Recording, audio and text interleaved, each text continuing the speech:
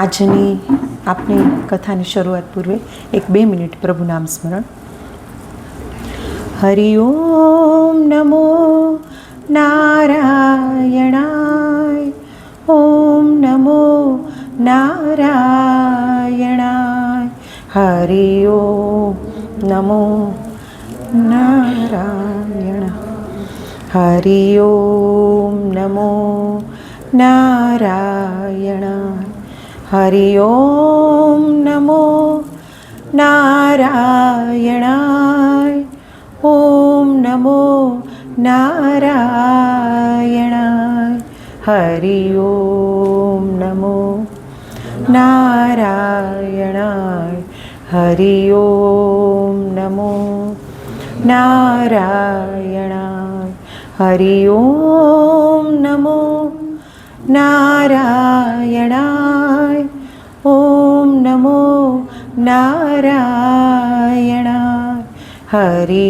ઓમ નમો નારાયણાય, હરિ ઓમ નમો નારાયણાય, હરિ ઓમ નમો નારાયણાય, ઓમ નમો નારાયણાય, હરિ ઓમ નમો નારાયણાય, હરિ ઓમ નમો નારાયણાય, હરિ ઓમ નમો નારાયણાય, ઓમ નમો નારાયણાય, હરિ ઓમ નમો નારાયણાય, હરિ ઓમ નમો નારાયણ, હરિ ઓમ નમો નારાયણ. સર્વ વડીલોને જય શ્રી કૃષ્ણ, જય સિયારામ. આજની વાતની શરૂઆત પૂર્વે ગુરુવંદનાથી વાતની શરૂઆત કરું. સકળ તીરથ ગુરુદેવ મેં સકળ દેવ ગુરુ અંગ, સકળ તત્વ કા સાર હે ગુરુવર કૃપા પ્રસંગ. ગુરુ તમારા પર કૃપા કરે એ માત્ર ને માત્ર એ ઘડી ન બને, એ પ્રસંગ બની જાય. ગુરુવંદના સતત આપણે કરી રહ્યા છીએ. તો આપણે ગયા કેટલાક દિવસથી ગુરુવંદના કરીએ છીએ. એમાં મનની વૃત્તિ, ચિત્તની વૃત્તિ, કેટલીક એવી વાતો આપણે કરી. તો આસક્તિને નિયંત્રિત કરવા માટે મનને ભટકતું ન રાખીએ, પણ મન ઉપર કાબૂ રાખીએ ને, એ આસક્તિનો વિજય છે. અને આસક્તિના વિજય માટેનો આ શ્રેષ્ઠ ઉપાય છે. અને એ શ્રેષ્ઠ ઉપાય ઉપર ગુરુ કૃપા થાય તો આ થઈ શકે. સાધના અને સંયમ દ્વારા મનને શાંત રાખવું, અને તેના માટે યોગ ધ્યાન પણ મદદરૂપ થઈ શકે. પણ પૂજ્ય મોટા ગુરુદેવ અને ગુરુદેવને યુવાવસ્થામાં જે કહ્યું હતું ને, એ તો કે એ નિધિધ્યાસ કરવાની વાત છે. એટલે આપણા ગુરુદેવ છે એ જ્યારે શરૂઆતમાં મોટા ગુરુદેવને મળ્યા ને, ત્યારે બહુ એનું આમ શરીર વીક હતું. ત્યારે એમ કીધું કે હરિદાસ, તું એમ કે ધોતી નેતી ને એ બધી ક્રિયા કર. અને આપણા ગુરુદેવે એ કર્યું હતું. તો ઈશ્વર ઈચ્છાઓના અશ્વને ખુલ્લા ન મૂકીએ, પણ એના ઉપર નિયંત્રણ કોના દ્વારા આવે? તો કે ગુરુ દ્વારા આવે. તો ઈચ્છાઓના અશ્વને ખુલ્લા ન મૂકી ને ઈચ્છા પર વિવેક દ્રષ્ટિનો પહેરો મૂકીએ.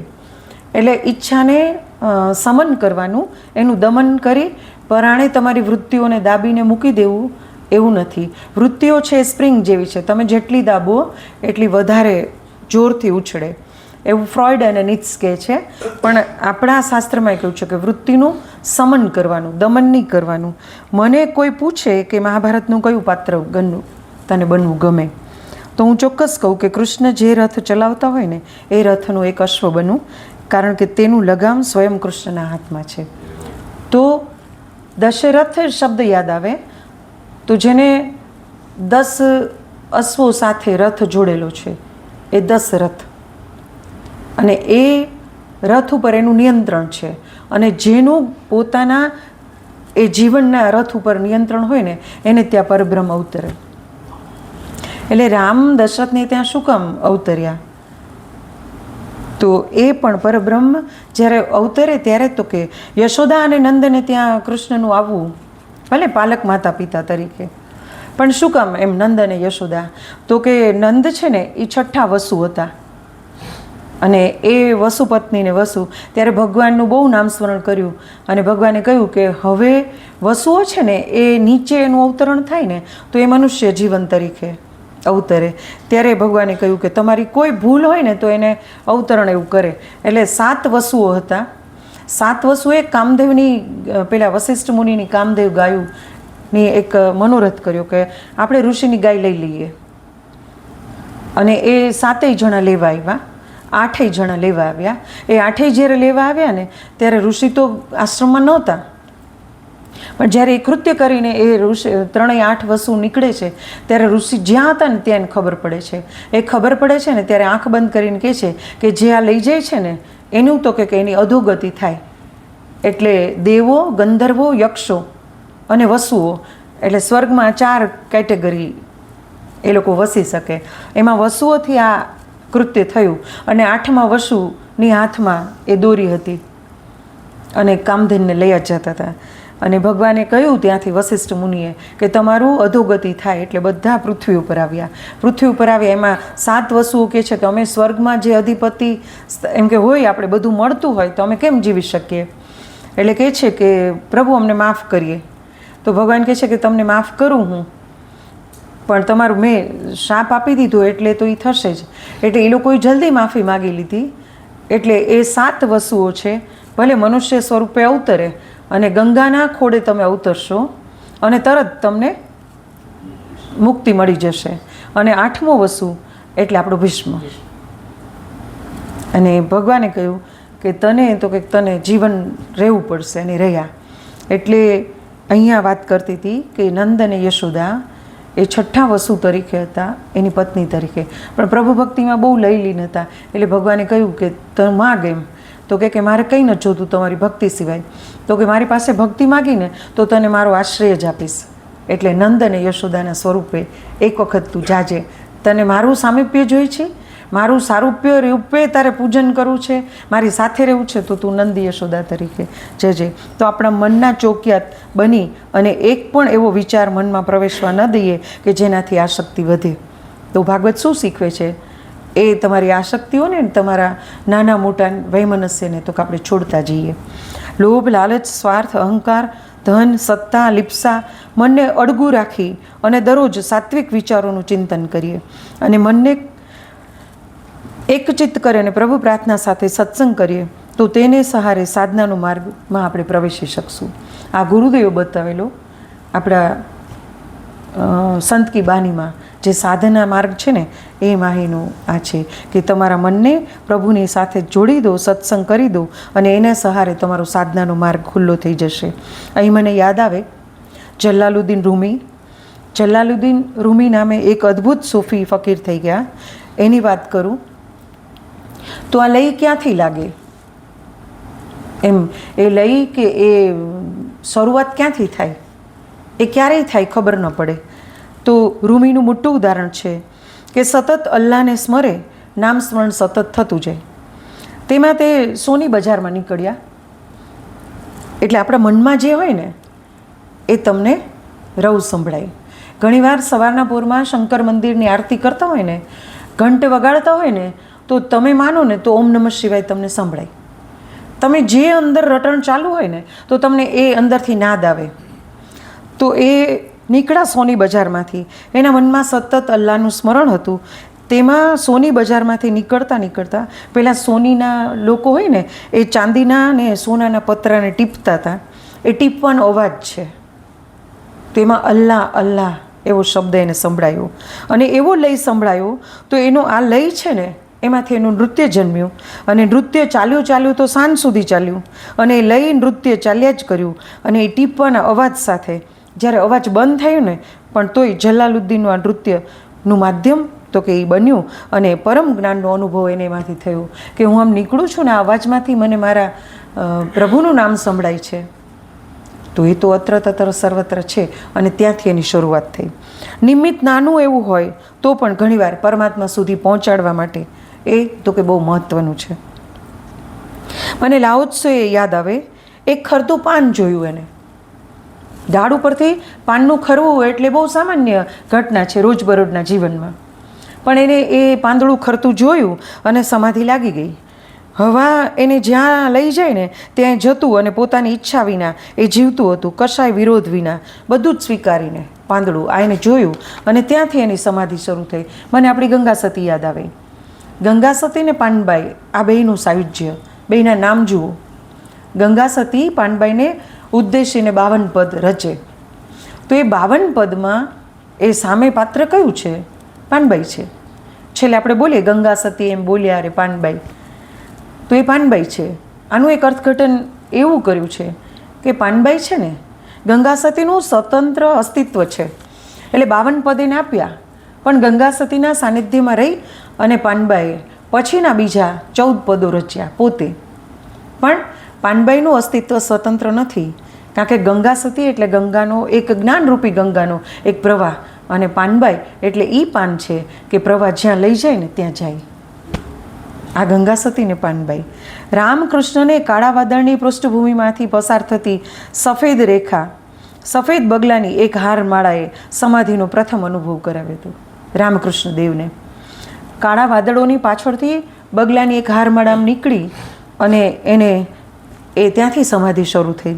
ગુરુ નાનક અનાજના પેલા તોલામાં તોલતા હતા અને 13નો આંકડો આવ્યો તોલતા તોલતા, તો 13 કહી અને પરમાત્મામય બની ગયા. ક્યારે ક્યાં અને કઈ ક્ષણેથી જાગવાનું શરૂ થાય એની ખબર નથી પડતી.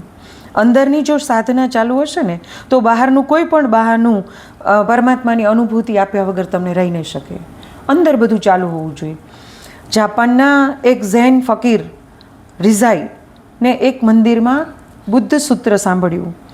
જેને તમે બહાર શોધો છો ને એ તમારી અંદર જ છે. ત્યાં એને સાંભળ્યું અને તે ત્યાંથી જ દીક્ષાર્થી બન્યા. એટલે પરમાત્મા ક્યારેય કઈ પડે કોને નિમિત્ત બનાવી એનો તો કેનો ખ્યાલ નથી આવતો. આથી સતત સાધના અને અનંત ધૈર્ય સાથે એ પળની પ્રતીક્ષા કરીએ.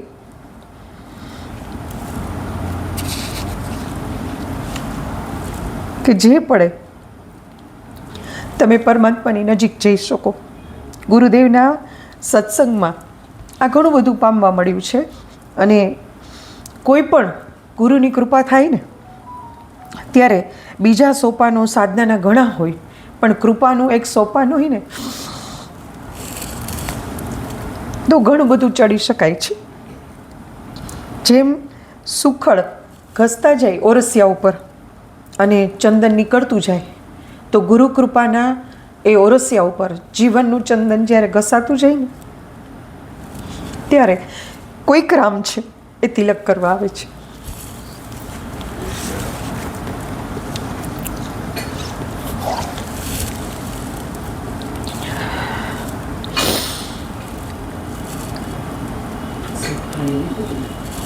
ના, કાલે રાસ અને મહારાસની એક અનુભૂતિમાંથી પસાર થયા. આમ તો રાસ વિશે ઘણું કહ્યું, પણ એક વાત કહેવાની ન રહી જાય. 4 વેદ અને 18 પુરાણનો સાર એટલે શ્રીમદ ભાગવત, અને ભાગવતનો સાર તેનો 10મો સ્કંધ, અને પ્રેમ લક્ષણા ભક્તિ અને 10મા સ્કંધનો રાસલીલાનો વિભાગ એ બધાનું નિચોડ એટલે કે અર્ક છે. રાસલીલા સમજીએ ને તો કોઈ બાકી રહેતું નથી ભાગવતમાંથી સમજવાનું.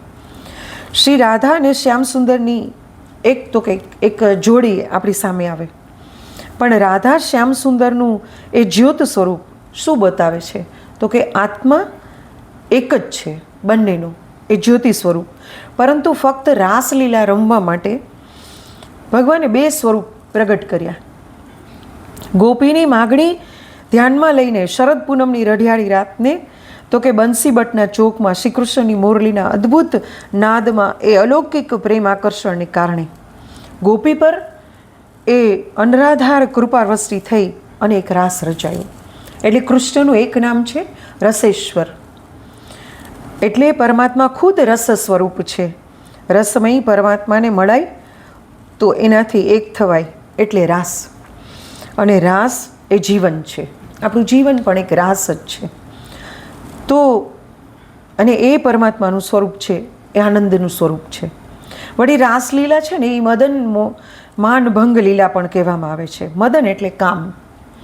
અને કામદેવના બાણથી શ્રી કૃષ્ણ ચલિત થતા નથી. કામદેવ હારે છે અને ભગવાનના શરણે જાય. વિશુદ્ધ પ્રેમની આ રાસલીલા છે. રસ એ પ્રભુનું અલૌકિક બીજ છે. અને આ દિવ્ય ભાવમાં શરીરની પણ વિસ્મૃતિ થઈ જાય. મહારાસ લીલામાં જ્યારે સ્ત્રી પુરુષનું શરીર ન રહેતા, જ્યારે માત્ર ને માત્ર એકરૂપ બને છે ઈશ્વર સાથે, ત્યારે એ જગ્યાએ તો કે કામ કેવી રીતે પ્રવેશી શકે? એટલે એક એક ગોપીને એક એક કાનનું સ્વરૂપ આપણી સામે જોઈએ તો એ બેની વચ્ચે કામને ક્યાંય પ્રભુએ રાખ્યો નથી. આવી સ્થિતિમાં ગોપીઓ સ્ત્રી રૂપે કેમ કહેવાય? કે સ્ત્રી હતી. અને ગોપી એટલે શું? તો ફરીવાર એક અર્થઘટન કાલે રાત્રે થયું કે બધા ઋષિમુનિઓ બ્રહ્મનું ચિંતન કરતા થાકી ગયા, પણ મનમાંથી કામ તો કે ન ગયો. અને બસ બધા પોતાની કામને ઈશ્વરને અર્પણ કરવા માટે વ્રજમાં ગોપી બનીને આવી ગયા. ગોપી કોણ? તો કે આ પ્રભુ મિલન માટે વ્યાકુળ જે જીવ હોય ને એને પણ ગોપી કહેવાય. અને ભગવાને એ વ્યાકુળ જીવ માટે શબ્દ વાપર્યો છે મહાભાગ. જે પ્રત્યેક ઇન્દ્રિયોથી ભક્તિ કરે ને એ ગોપી. ગોપીઓએ પ્રત્યેક ઇન્દ્રિયોથી ભક્તિ કરી હતી. આવા દિવ્ય ભાવ સાથે એ ગોપીઓ રહેતી. મહારાસલીલા એ તો આત્માથી આત્માનું મિલન છે. પ્રેમનો આરંભ દ્વૈતથી થાય છે અને એની સમાપ્તિ અદ્વૈતમાં રચાય. એટલે વેદમાં પણ કહ્યું છે કે અદ્વૈત એ આનંદી છે. જો એકરૂપ બની જાય તો આનંદ છે. અદ્વૈત એ આનંદી છે, વેદ ખરે વધતા. પણ દ્વૈતે મિલન મધુરું. ભગવાનની સાથે મિલન થઈ જાય તો આનંદ છે. પણ તે છતાંય ભગવાન કહે છે કે પહેલાં બે જોવા જોઈએ, પછી એકરૂપ થવું જોઈએ. એટલે અહીંયા અદ્વૈત પ્રેમમાં બે મટીને એક થવાય. પણ આવા પ્રેમમાં કોઈની પાસે કશું માગવાનું હોતું જ નથી. બસ બીજાની સ્પૃહા હોય જ નહીં, માત્ર ને માત્ર આપવાની વાત છે. આમ સારનો સાર એટલે રાસ. શ્રી કૃષ્ણના અસહ્ય વીરમાં બંસીનાદ સાંભળી અને ગોપીઓ જ્યારે દોડીને ગઈ હતી ને, અને ગોપીઓ જે કંઈ પાપ હતા એ બળીને નષ્ટ થઈ ગયા હતા જ્યારે ગઈ ને ત્યારે. આમ પાપ પુણ્ય રહિત ગોપીઓનું કૃષ્ણ સાથેનું મિલન એ રાસ અને એ અલૌકિક આનંદનું પ્રતીક હતું. યોગીની દ્રષ્ટિ પણ રાસનું રહસ્ય છે. આ તો ભાગવતની દ્રષ્ટિએ અને કેટલાક અર્થઘટન આપણી દ્રષ્ટિના છે. પણ એક યોગીની દ્રષ્ટિએ પણ આપણે રાસને જોઈ. એટલે સુખદેવજી મહારાજ પરમ યોગી હતા. એટલે આપણે ગાઈએ છીએ ને કે એ રસને જાણે છે સુખદેવો જોગી. એ તો યોગી સ્વરૂપે હતા અને પાછા સોળાની વૈરાગી. તો એની દ્રષ્ટિએ રાસ શું છે? તો યોગીની દ્રષ્ટિએ પણ રાસનું રહસ્ય સમજી શકાય. અનાહત નાદ એ ભગવાન શ્રી કૃષ્ણનો મધુર રવ કરતી વેણુનો સ્વરધ્વનિ છે. અને શરીરની અનેક નાડીઓ એ ગોપીઓ છે. એટલે આપણે કહીએ છીએ ને કે આ બંગલાનો બાંધનાર કેવો? આ બંગલો કોને બનાવ્યો? અને નથી ઈંટ નથી પથ્થર આ બંગલામાં, તે છતાંય બાંધકામ સરસ. અને પછી આપણે કહીએ છીએ કે આરે બંગલાને 10 દરવાજા 999 નાળીમાં આ બંગલો કોને બનાવ્યો? અને પછી કહે છે બંગલો બનાવી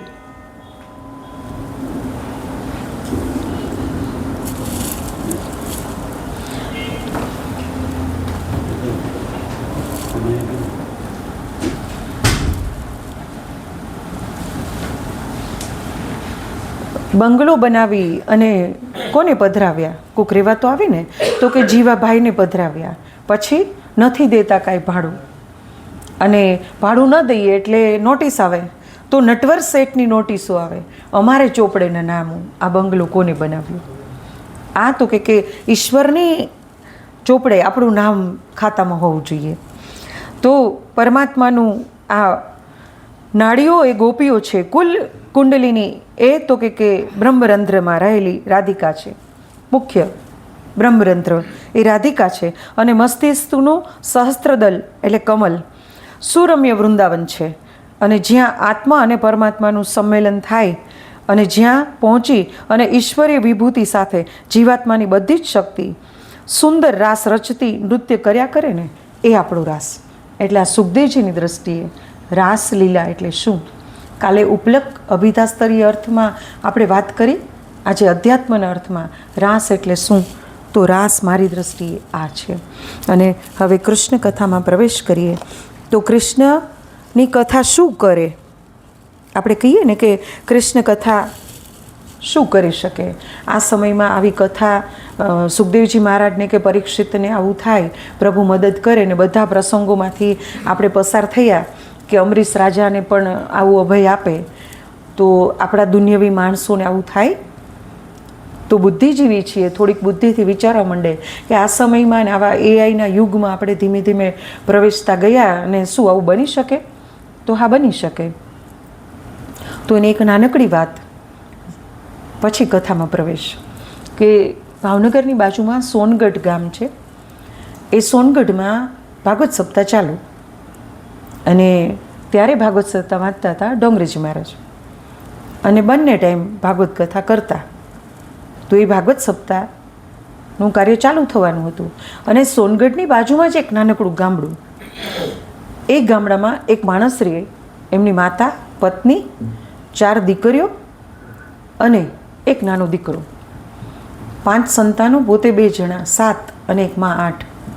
નાનકડું ઘર, અને આમ કહીને કે ગારા ને માટીને છાણથી બનાવેલું એવું સાવ સામાન્ય ઘર. એ કામ શું કરે? તો કે ગામમાં તો એવું કશું કામ ન હોય કે મજૂરી કરે, પણ એ સોનગઢ અને ભાવનગર આવે, ભાવનગરથી છાપાના પ્રેસમાં જાય, એ છાપા લઈ લે, સોનગઢ થોડાક દે, અને પોતાના ગામમાં તો 2 જ જણા લે, એક કપાસનો વેપારી ને એક કોલસાનો વેપારી, ભાવ જોવા માટે. એટલે એ ત્યાં 2 છાપા દઈ, સોનગઢ દઈ અને પોતાનું જીવન ચાલે, અને પત્ની નાના મોટા કામ કરે. એમાં એક ઘટના એવી બને છે કે એ સવારે છાપા લેવા જાય ને જ્યારે, ત્યારે ભાવનગરના તંત્રીએ કહ્યું કે કાલથી તમે છાપાની પ્રત વધુ લેજો, અને સોનગઢમાં કથા બેસે છે ત્યાં તમારે જવાનું. અને ચૈત્ર વૈશાખનો સુમાર ચાલુ હતું. ચૈત્ર મહિનામાં ભાગવત સપ્તાહ કરીએ એટલે પહેલાં તો છાપાની પ્રત લઈને ગયા, અને બધાને મંડપમાં બેઠા હોય એને છાપું આપે. એટલે ડોંગરેજી મહારાજ છે એ વાંચતા હોય. ઘણાને છાપું લેવું હોય તો લે, ન લેવું હોય ને તો પરાણે લે. શું કામ? કે બપોરે ગરમી થાય તો પવન ખાવા કામ લાગશે. એટલે બધા એને છાપા લે. એક દિવસ એને બધાને છાપા દીધા. બીજે દિવસે ઘરે ગયા એટલે એમના દીકરાને કહે છે, નાનો દીકરો છે, 10માની પરીક્ષા દઈ દીધી, એટલે કહે છે કે બેટા મારે કા સાથે મારી ભેગો આવજે, આપણે શું કરવાનું છે? તો કે કંઈ નહીં, છાપા લઈ આવશું, તારે મંડપમાં બધાને દેવાના, અને એ પૈસા દે એ લઈ લેવાના, તારી કોથળીમાં નાખી દેવાના. ઠીક છે. એટલે એક તરફ ભાઈ દે અને એક તરફ એનો દીકરો બધાને દે.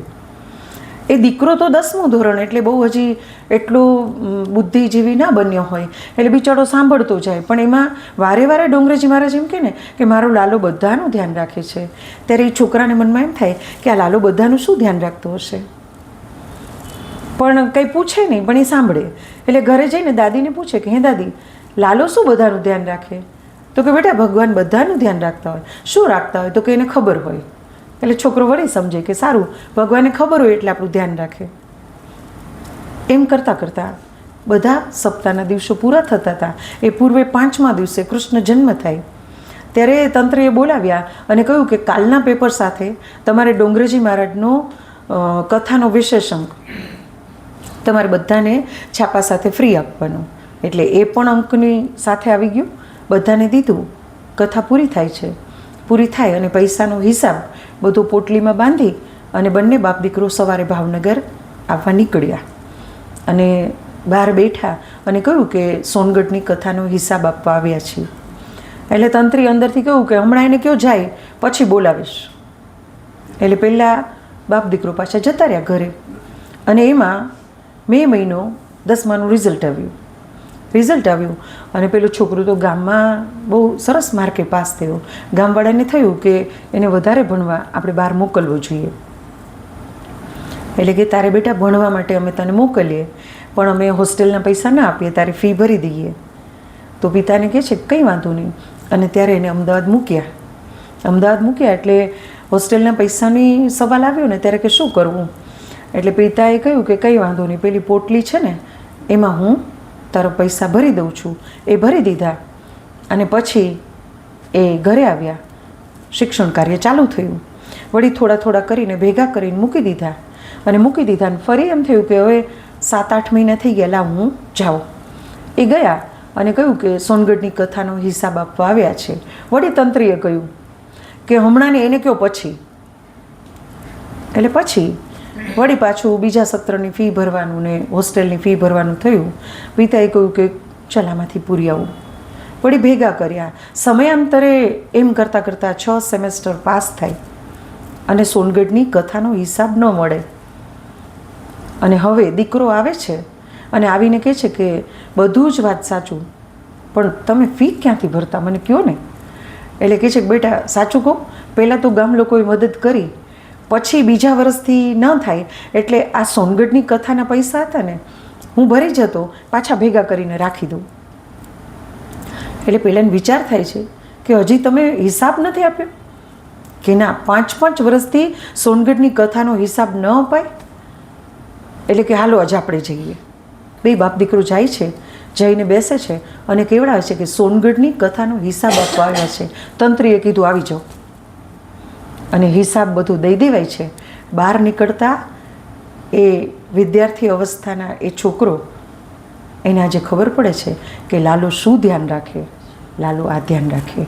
અને એ બીજું કોઈ જ નહીં, ડૉક્ટર ભાવનગરના ડૉક્ટર I.K. વીજળીવાળા. આજે પણ વીજળીવાળા સાહેબને ત્યાં બાળકોના ડૉક્ટર છે. અને એને પૂછવામાં આવ્યું કે તમે જ્યારે એમ કહો કે આ છોકરાને મટી જશે અને મરણ તોલ પહોંચ્યો હોય, એ છોકરાને પણ ત્યાં લઈ જાય તો એ છોકરાને સાજો થઈ જાય. એટલે એને પૂછે છે કે તમે એવું શું કરો? ત્યારે વીજળીવાળા સાહેબ એમ કહે છે કંઈ નથી કરતો. એ જ્યારે એક હું કાગળ લખી દઉં ને દવાનો, એની મા એના દીકરાને લઈને કે જતી હોય ને ત્યારે હું ખાલી એટલું જ કહું, બીજો માણસ આવે ને ત્યાં સુધી કે મેં તો મારું કર્મ કર્યું, હવે પ્રભુ તું એને સાજો કરી દે છે. અને આ ઈશ્વર શ્રદ્ધા. અને ઈશ્વર શું કરી શકે તો કે આ કરી શકે.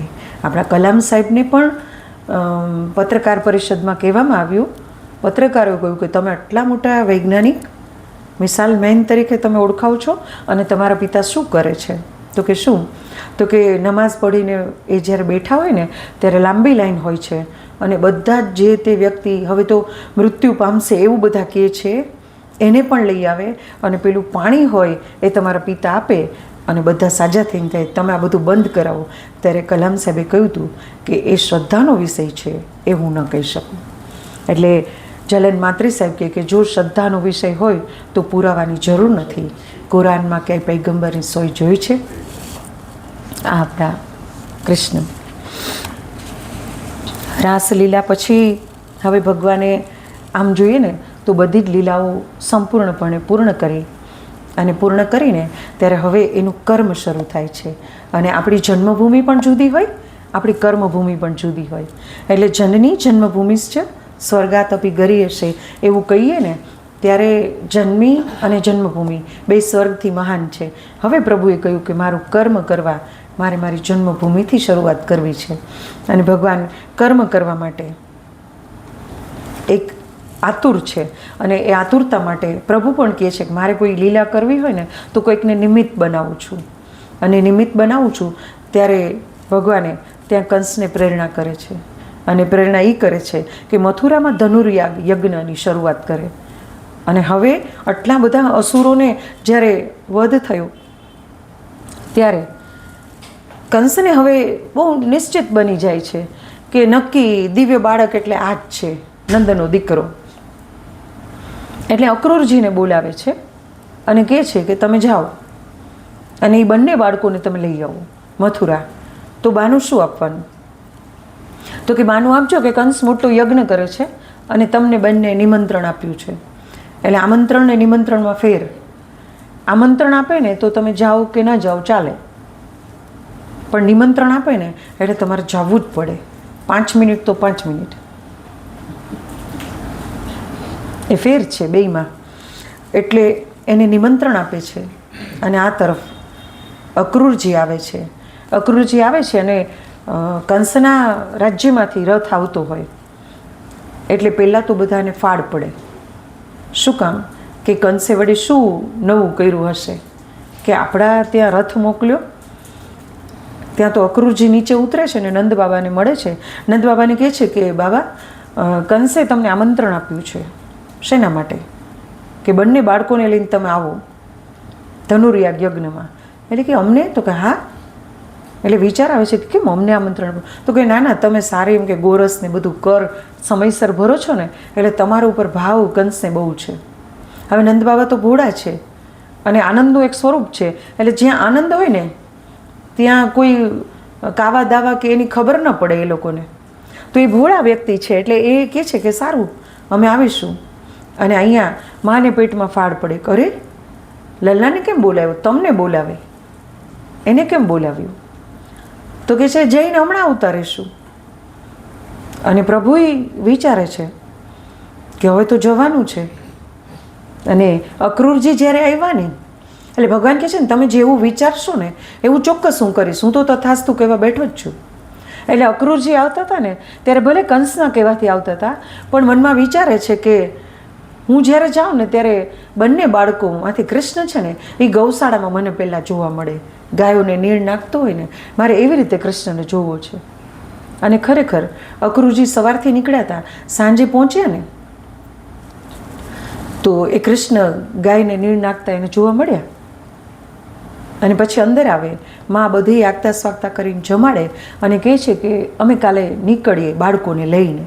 નંદ બાબા કે કંઈ વાંધો નહીં, સવારે જશું, પણ માને નીંદર નથી આવતી કે આજે મારે લલ્લાને લઈને જવાનું છે. અને જે બધાને પોઢાડે છે એ જગતનો નાથ શાંતિ આપે સુવડાવીને, સવારે ઉઠીને આપણે સ્મૃતિ આપે છે, આપણું ખાધેલું પચાવે છે. એ રસેશ્વર, એ યોગેશ્વર આજે તો કે આજે આખી રાત એને નીંદર નથી આવતી. આખું જગત સૂતું છે ત્યારે એ જાગે છે. અને એ જાગે છે. સવારે માં નિત્ય ઉઠે છે એમ ઉઠે છે અને માં આંગણું વાળતી હોય છે. એ આંગણું વાળતા વાળતા ગુજરાતી સાડી પહેરી હોય ને તો એનો પાલવ આમ નીચે હોય, નીચા વળીને વાળતા હોય ને ત્યારે તો માં આંગણું વાળતી હોય છે. અને એ વાળતી હોય છે ને ત્યારે આજે યશોદાના આંગણાનું એ પગથિયું છે ને એ ધન્ય ભાગ છે કે અહીંયા આજે કૃષ્ણ ઊભો છે. એ સવારમાં ઉઠીને છોકરાઓ કેમ ઉઠીને ઊભા રહી જાય, એમાં જે કૃષ્ણ ઊભો છે અને કહે છે કે માં, એટલે માં તો વાળતી જ હોય છે અને કહે છે કે હા બેટા, એટલે કહે છે માં, એટલે ફરી પાછી કહે છે હા બેટા, અને ફરી પાછો કૃષ્ણની આંખમાંથી આંસુ છે અને એ આંસુ આજે એ પગથિયા ઉપર પડે છે. એટલે એ પગથિયું ધન્ય છે. શું કામ? કે પરબ્રહ્મનું આંસુ છે આ તો. એ રડે છે અને કહે છે કે માં, એટલે પેલી કહે છે કે મારો કેળો મૂકતો નથી એમ. એને તો રોજની જેમ જ છે કે મને બોલાવતો હોય એમ કે જા, તારે શું કામ છે, મારો કેળો મૂક. જો આ શબ્દ પણ બહુ સરસ, આમાં ભાગવતમાં શિષ્ટ ભાષામાં છે. આપણી તળપદી ભાષામાં માએ આવું જ કીધું હશે. ત્યારે કૃષ્ણ છે ને એનો પાલવ પકડીને ઊભો રહી જાય છે. એટલે કહે છે કે મારો કેળો મૂક. અને ભગવાને છોડ્યું. આ બે અર્થમાં, લક્ષણાના અર્થમાં પણ આને આપણે સમજીએ ને કે હવે મૂકવાનું જ છે. અને પેલો કહે છે કે આજે મારે જવાનું છે. માએ સાવણો ફેંકી દીધો અને કૃષ્ણને પોતાને ગળે લગાડી લીધું. એ ગળે લગાડે છે ને અને પછી અંદર આવે. અંદર આવી અને આજે પોતે ગાયનું દૂધ દોવે અને કૃષ્ણ માટે સરસ કેસર ગોળી અને એ તૈયાર કરે. પછી કૃષ્ણને કહે છે આજે હું નવડાવું. માં એને નવડાવે, એને સરસ મજાનું તૈયાર કરે. અને તૈયાર કરતા હોય ને ત્યારે સરસ મજાનું પિતાંબર પહેરાવે, નાનકડો ખેસ, મોરપીંછનો મુગટ કરી દે અને વાંસળી આપે.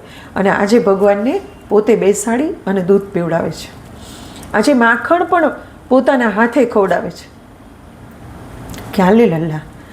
અને જ્યારે તૈયાર કરી અને માં અક્રૂરજી પાસે લઈ આવે. અને લઈ આવવાની સાથે ઊભા રહીએ ને ત્યારે નંદને તો હજી સાથે જવાનું છે. એમ હું શું કરું, એ મારે સાથે જવાનું છે નંદને હજી. પણ માને તો એમ થાય ને કે આ દીકરો જાય છે, ભલે ને થોડા ટાઈમ માટે જતો હોય.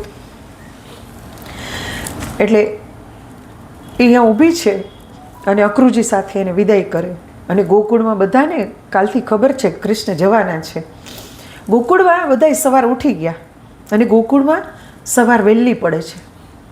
એ મેં જોયું છે.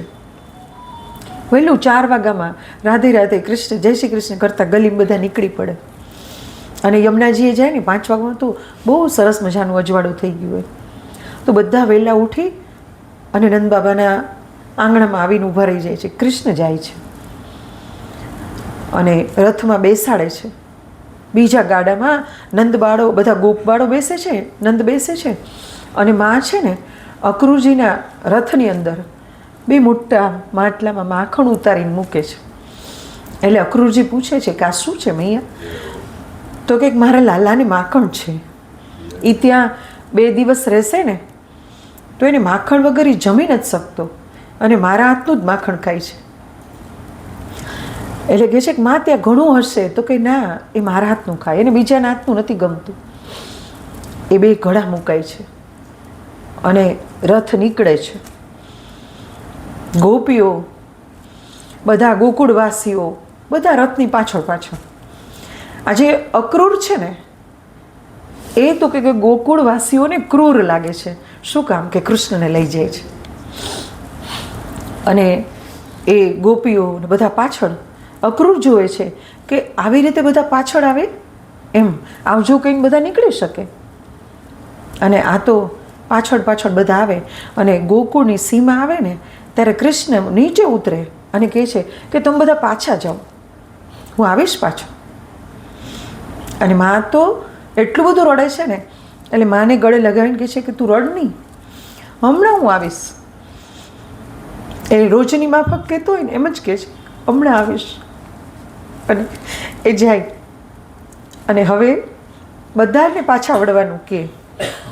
અને બધા પાછા વળતા હોય ને ત્યારે પાછા વળી વળીને કૃષ્ણ સામું જુએ. એનું મોરપીંછ ફરકતું હોય ત્યાં સુધી જો, એનું પિતાંબર દેખાય છે ત્યાં સુધી જો. અને એ તો કે વિદાય કરે. અને આ તરફ કૃષ્ણ વિદાય થતાં પણ હજી બધા ઊભા છે કે પેલી ડમરી ઉઠતી બંધ થાય ને પછી અમે જઈએ.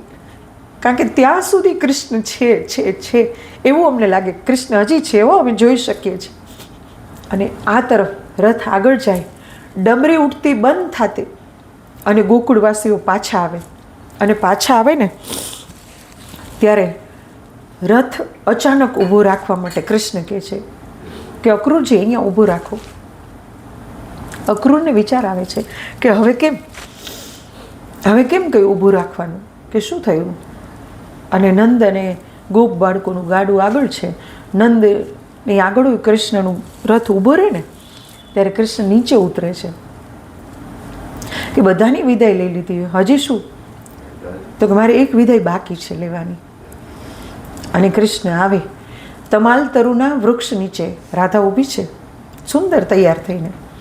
એક પગ કદંબ વૃક્ષને નીચે આમ ટેકવીને રાખ્યો છે, એક ઊભો રાખ્યો છે, એક હાથને આમ ટેકવેલો છે, પણ આંખ બંધ છે. આંખ બંધ છે અને ઊભી વિચારે છે કે એ આવ્યો. હું કારણ કે એની આહટથી અંદરના તાર છે ને એ સ્પંદિત થાય છે. એટલે કૃષ્ણ આવીને કહે છે કે હું જાઉં છું. એટલે કે જા. તો કે કાલ સાંજે મેં તને કહ્યું હતું, યમુનાજીમાં પગ બોડીને રાધા ઊભી છે ને કૃષ્ણ આવ્યો હતો સાંજે કે કાલ તો હું જવાનું છું. અને સંધ્યા સમયે તારાઓ કેટલાક દેખાવા માંડ્યા હતા.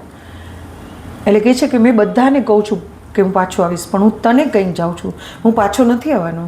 એટલે રાધા એ જ મસ્તીથી યમુનાજીમાં ઊભી હતી ને એને એક છાંટો ઉડાડતા કૃષ્ણને કહ્યું જતો હોય તો જા. તો કે કાયમ માટે હો. હા. તો કે હું તો જુદા પડીશું. તો કે જુદા ક્યાં છે? ત્યાંથી ધ્રુવનો તારો તુંય જોજે ને, હું અહીંથી જોઈશ. પછી કહે છે કે કાલે કંસની યોજના શું હશે મને ખબર નથી. ત્યારે રાધાએ પાછું ફરીને કૃષ્ણ સામે જોઈને એટલા વિશ્વાસ સાથે કહ્યું હતું કે કંસની યોજના જે હોય પણ આયોજન તો તારું જ સફળ થશે.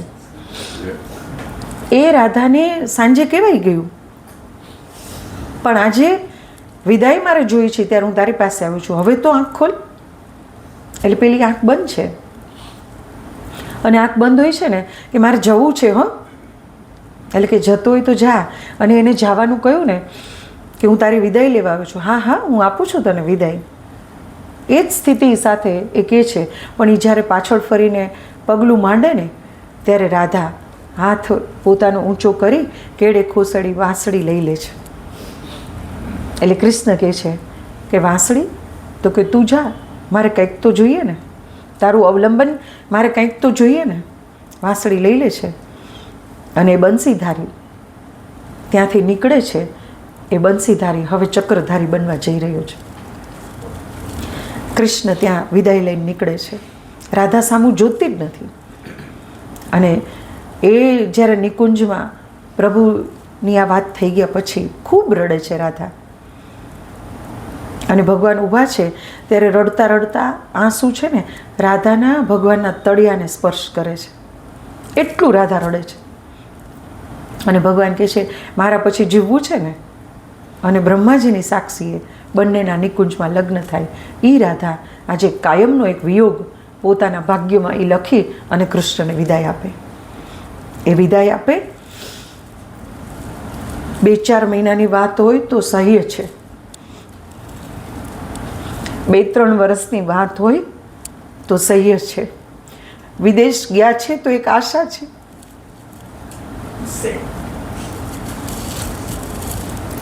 કે 4-5 વર્ષે આવશે, પણ એ તો આવવાનું જ નથી.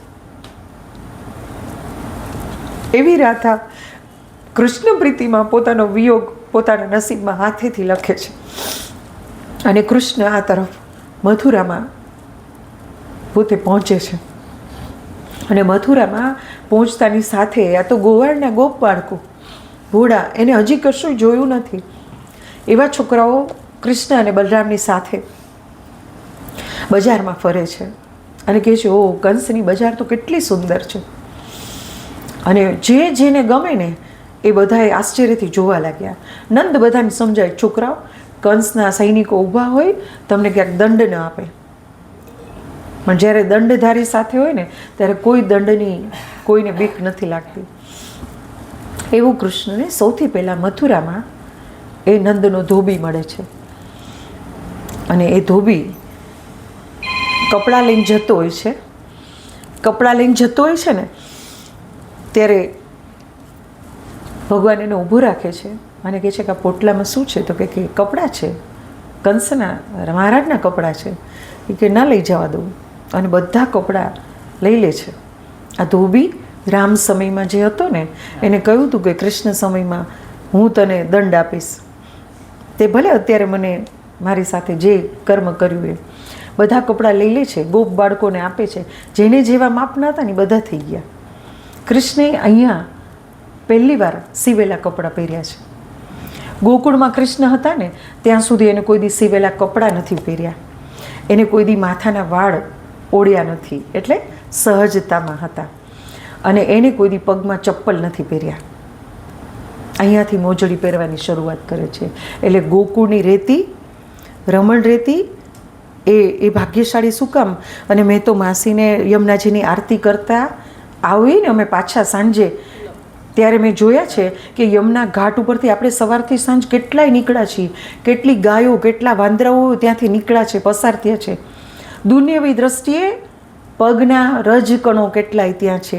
તે છતાંય મેં માસીને જોયું છે. એમની સાથે એમના બેન પણ હતા. મેં આ બેયનું દર્શન કર્યું છે. પણ માસીને મેં જોયા છે, આપણો હાથ પકડ્યો હોય ને તો વધારે કઠણ પકડી લે અને નીચા નમી અને અહીંયા રસ્તાની રેતી લઈ અને પોતાના મોઢામાં એને પ્રસાદ લીધો છે. શું કામ? આ રસ્તેથી કૃષ્ણ ચાલ્યો છે. એટલે ગોકુળ હજી એ જ છે. અને એનો પુરાવો એ ભૂમિ અને યમુનાજી. એટલે મેં એક વખત કીધું, વિનાબેન લ્યો પ્રસાદ, અને આપણે લીધું. અને એ લીધું ને ત્યારે કીધું કે અહીંયા ભગવાન આવેલા હતા. કયા કણમાં એની અનુભૂતિ હશે એ ખ્યાલ નથી. એટલે ભગવાન ત્યારથી મોજડી પહેરવાનું શરૂ કર્યું. ત્યાં સુધી ખુલ્લા પગે જ ચાલ્યા છે. અહીંયા કૃષ્ણ આવે છે અને મથુરામાં પ્રવેશતા ધોબી અને પછી કુબજા મળે છે.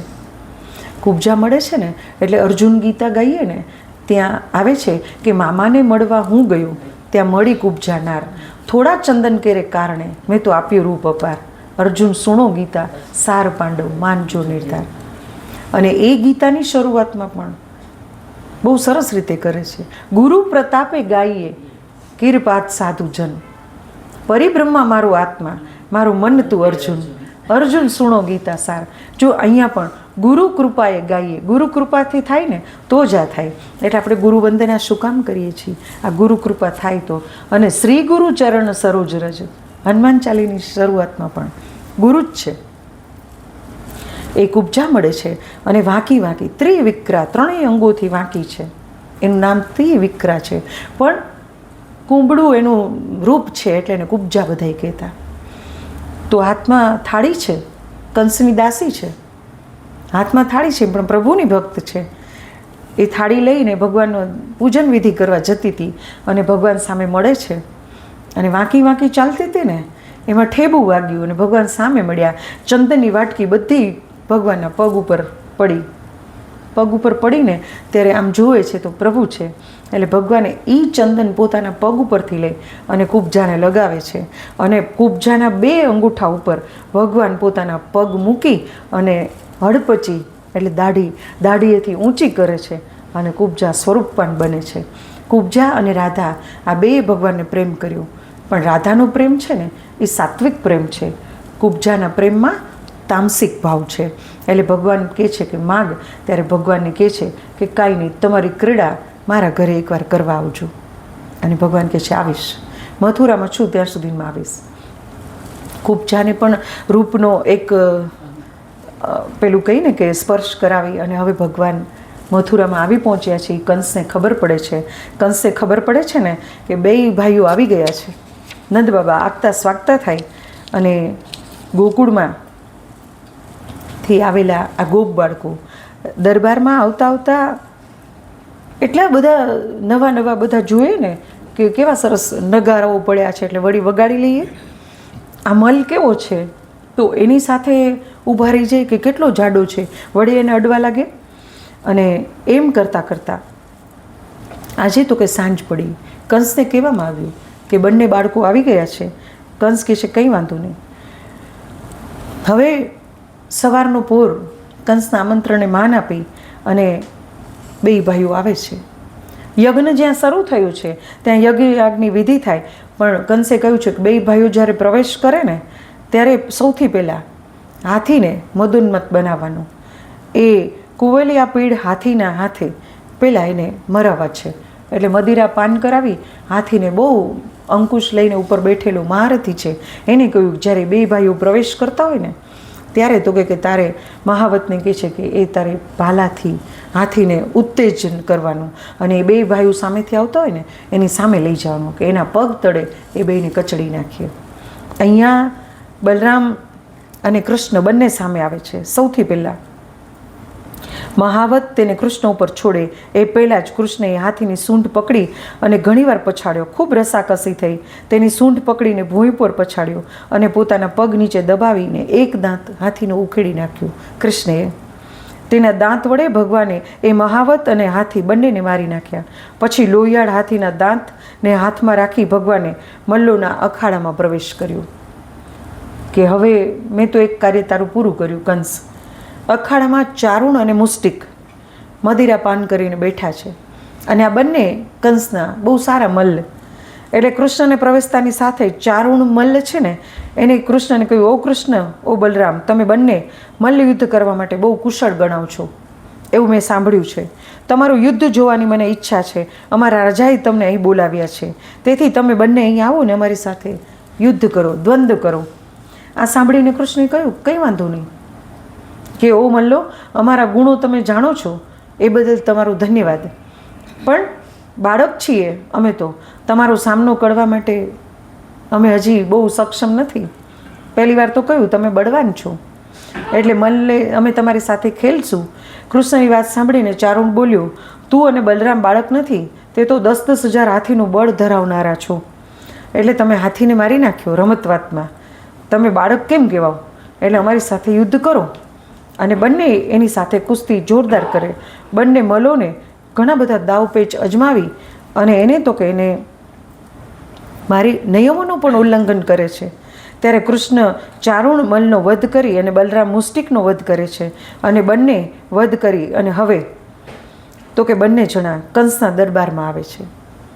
આ બે પસાર કરીને આ જોઈને કંસ અને દરબારીઓ ભારે નિરાશા ઉપજી કે અરે આ બે બાળકોને મારવા માટે તો આ લોકોને રાખ્યા હતા, અને આપને એમ થયું કે આને તોલે તો આ બે બાળકો ન આવે, પણ આને તો આની મારી નાખ્યા. હવે નગારાઓ આંખ મીચીને નગારા વગાડતા હોય છે. કંસ ખીજાય છે કે હવે ન વગાડો, કારણ કે આપણી જીત નથી થઈ, જીત તો સામે થઈ છે. એ બંધ કરવા લાગ્યા. કંસે બરાડો પાડી અને એને બંધ કરવાનું કહ્યું નગારા. હવે કંસ પોતાનો કાળ નજીક આવ્યો. અત્યાર સુધી તો બધા એમ કીધું હતું કૃષ્ણ કૃષ્ણ, અને હવે બધાનો અસુરોનો વધ કરીને જ્યારે ગયા ત્યારે તો કે ત્યારે એમ થયું કે આ લોકોએ એને પીડા આપી એટલે એ જ દિવ્ય બાળક છે, પણ હવે તો એ મારા સુધી પહોંચી ગયો. વસુદેવના આ બંને છોકરાઓ હવે નક્કી એ જ છે. નંદજીને કેદ કરો, વસુદેવને મારી નાખો, આમ કંસ બકવાસ કરવા લાગ્યો. સામે કૃષ્ણ આવ્યો ને ત્યાં એટલો બધો કોપેલો હતો કે કૃષ્ણ ઝડપથી આવ્યા પોતાની નજીક, એ પણ ખબર ન પડી. એટલે ક્રોધમાં માણસ બેકાબૂ બની જાય છે, એ વાત સાચી. એ નજીક આવે છે, એ આવી અને સિંહાસન ઉપર ચડી જાય છે. ત્યાં આવી અને કંસને પકડી અને નીચે પછાડે છે અને કંસને ગળેથી પકડી અને ભૂમિ ઉપર લઈ આવે. કંસના વધની હવે તો કે ક્ષણ નજીક આવી. દેવો પણ દુદંભી વગાડવા માંડ્યા. શું કામ? કે જે આતતાયીના વધ માટે પ્રભુએ આ જગતમાં જ્યારે અવતરણ કર્યું હતું, આજે એક ક્ષણ નજીક આવી. કૃષ્ણ અને બલરામ ઉપર પુષ્પવૃષ્ટિ થઈ અને ભગવાન કંસના છાતી ઉપર બેસી મામાને ગળેથી પકડી અને એને મૃત્યુ કરી અને મોક્ષ આપે છે. પછી કૃષ્ણ કંસને મારી અને કેદમાં જ્યારે માતા પિતા હતા, મને જન્મ આપ્યો હતો, એ માતા પિતાને હવે મુક્તિ આપું. હવે ઘણું બંધન, ઘણો ત્રાસ તમે ભોગવ્યો. એટલે પછી કૃષ્ણ માતા પિતા દેવકી અને વસુદેવને વંદન કરવા જેલમાં જાય. ત્યાં કારાગૃહમાં આવે. જોયું તો માતા પિતાને હાથે પગની બેડીઓ હતી. બેડીઓ કૃષ્ણ તોડી નાખે છે અને મુક્ત કરાવે છે. અને પછી કૃષ્ણ અને બલરામ વસુદેવ દેવકીને ચરણમાં વંદન કરી અને 11 વર્ષ અને 52 દિવસનો આ વિરહ છે, ભગવાન એને એમાંથી મુક્ત કરે છે. માતાને મળે છે, માતા હૃદયસરસી ચાપે છે. અને આજે જે માં દેવકી કેવી કહે છે પોતાની જાતે, હું કેવી અભાગણી છું. શું કામ? કે મારા દીકરાને જન્મતાની સાથે જ હજી મેં મારું દૂધપાન પણ નથી કરાવ્યું, એવા મારા કૃષ્ણને મારે જતો કરવો પડ્યો હતો. આજે તો કે આજે કૃષ્ણને પોતે ગળે લગાડે છે. ત્યારે શાસ્ત્ર કહે છે કે માના સ્તનમાં ફરી પાછું દૂધ ઉભરાયું હતું. એવા બંને ભાઈઓને પોતાની છાતી સરસી ચાપી પ્રેમથી એ માં એને ભેટે છે. બંને ભાઈઓ માતા પિતાની પાસે જઈને કહે છે કે હે માં પિતા, અમારાથી તમે બાલ્યાવસ્થાથી લઈને અત્યારે તમારે મારી એ કિશોરાવસ્થા સુધી તમે સુખ મેળવી શક્યા નથી. ક્યાંથી તમારા નસીબમાં સુખ હતું? પણ હવે આ કંસના ભયમાંથી તમે મુક્ત છો અને હવે તમારા સુખના દિવસો શરૂ થયા. ત્યારે દેવકી કહે છે કે બેટા એક વાત મને કહે કે પરબ્રહ્મ તરીકે તું અવતાર લઈને આવ્યો, બધા કહે છે, તો આવીને જતો રહ્યો અને તે તારા બાલ્યાવસ્થાથી લઈ અને કિશોરાવસ્થા સુધીની જે સુંદર એક અવસ્થા બાળકની છે.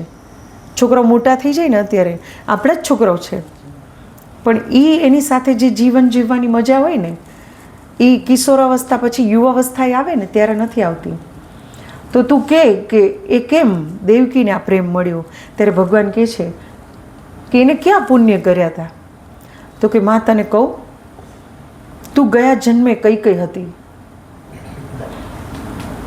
એટલે તું દેવકી. અને યશોદા કોણ હતી? તો મને કે યશોદા કૌશલ્યા હતી. અને કૌશલ્યાની વાત કરું ને ત્યારે મને કેવું ગમશે કે આપણે કહી છીએ ને કે મારો મોટો દીકરો અસલ રામ જેવો. એ રામ એમને એમ નથી થવાતું, બરોબર? એટલે ઘણીવાર લાડથી હું કહું ને કે ચિરાગભાઈને કંઈક વાત નીકળે ને તો કહું કે એ અસલ મારા દ્રષ્ટિમાં રામ કોણ, તો હું કહું એના જેવો હોઈ શકે. તો રામ અને સીતા એમને ન થવાય. અત્યારે કહ્યું ને કે બેયને ધન્યવાદ, ઈશ્વરભાઈ કહ્યું ને, ન થવાય એમને. એના માટે એને કેટલું બધું એક તપ છે આ, એ કરવું પડે. એટલે કૌશલ્યાને કહે છે કે પેલા કહે છે કે તો યશોદા શું હતી, તો કે કૌશલ્યા. મને કૌશલ્યાનું કહેવું એટલે ગમશે કે રામ જ્યારે વનવાસમાં ગયા ને ત્યારે એને વિધાતાને કહ્યું કે વિધાતા આ 14 વર્ષ મારા ભાગ્યમાં તું લેખતી નહીં, ભૂસી નાખજે, કારણ કે રામના સાથે જીવન એ મારું જીવન છે, રામના સિવાયનું મારું જીવન છે જ નહીં. એટલે એ 14 વર્ષ માં હતી ને એ યશોદા, એ વાત્સલ્ય કૌશલ્યાનું એને મળ્યું છે.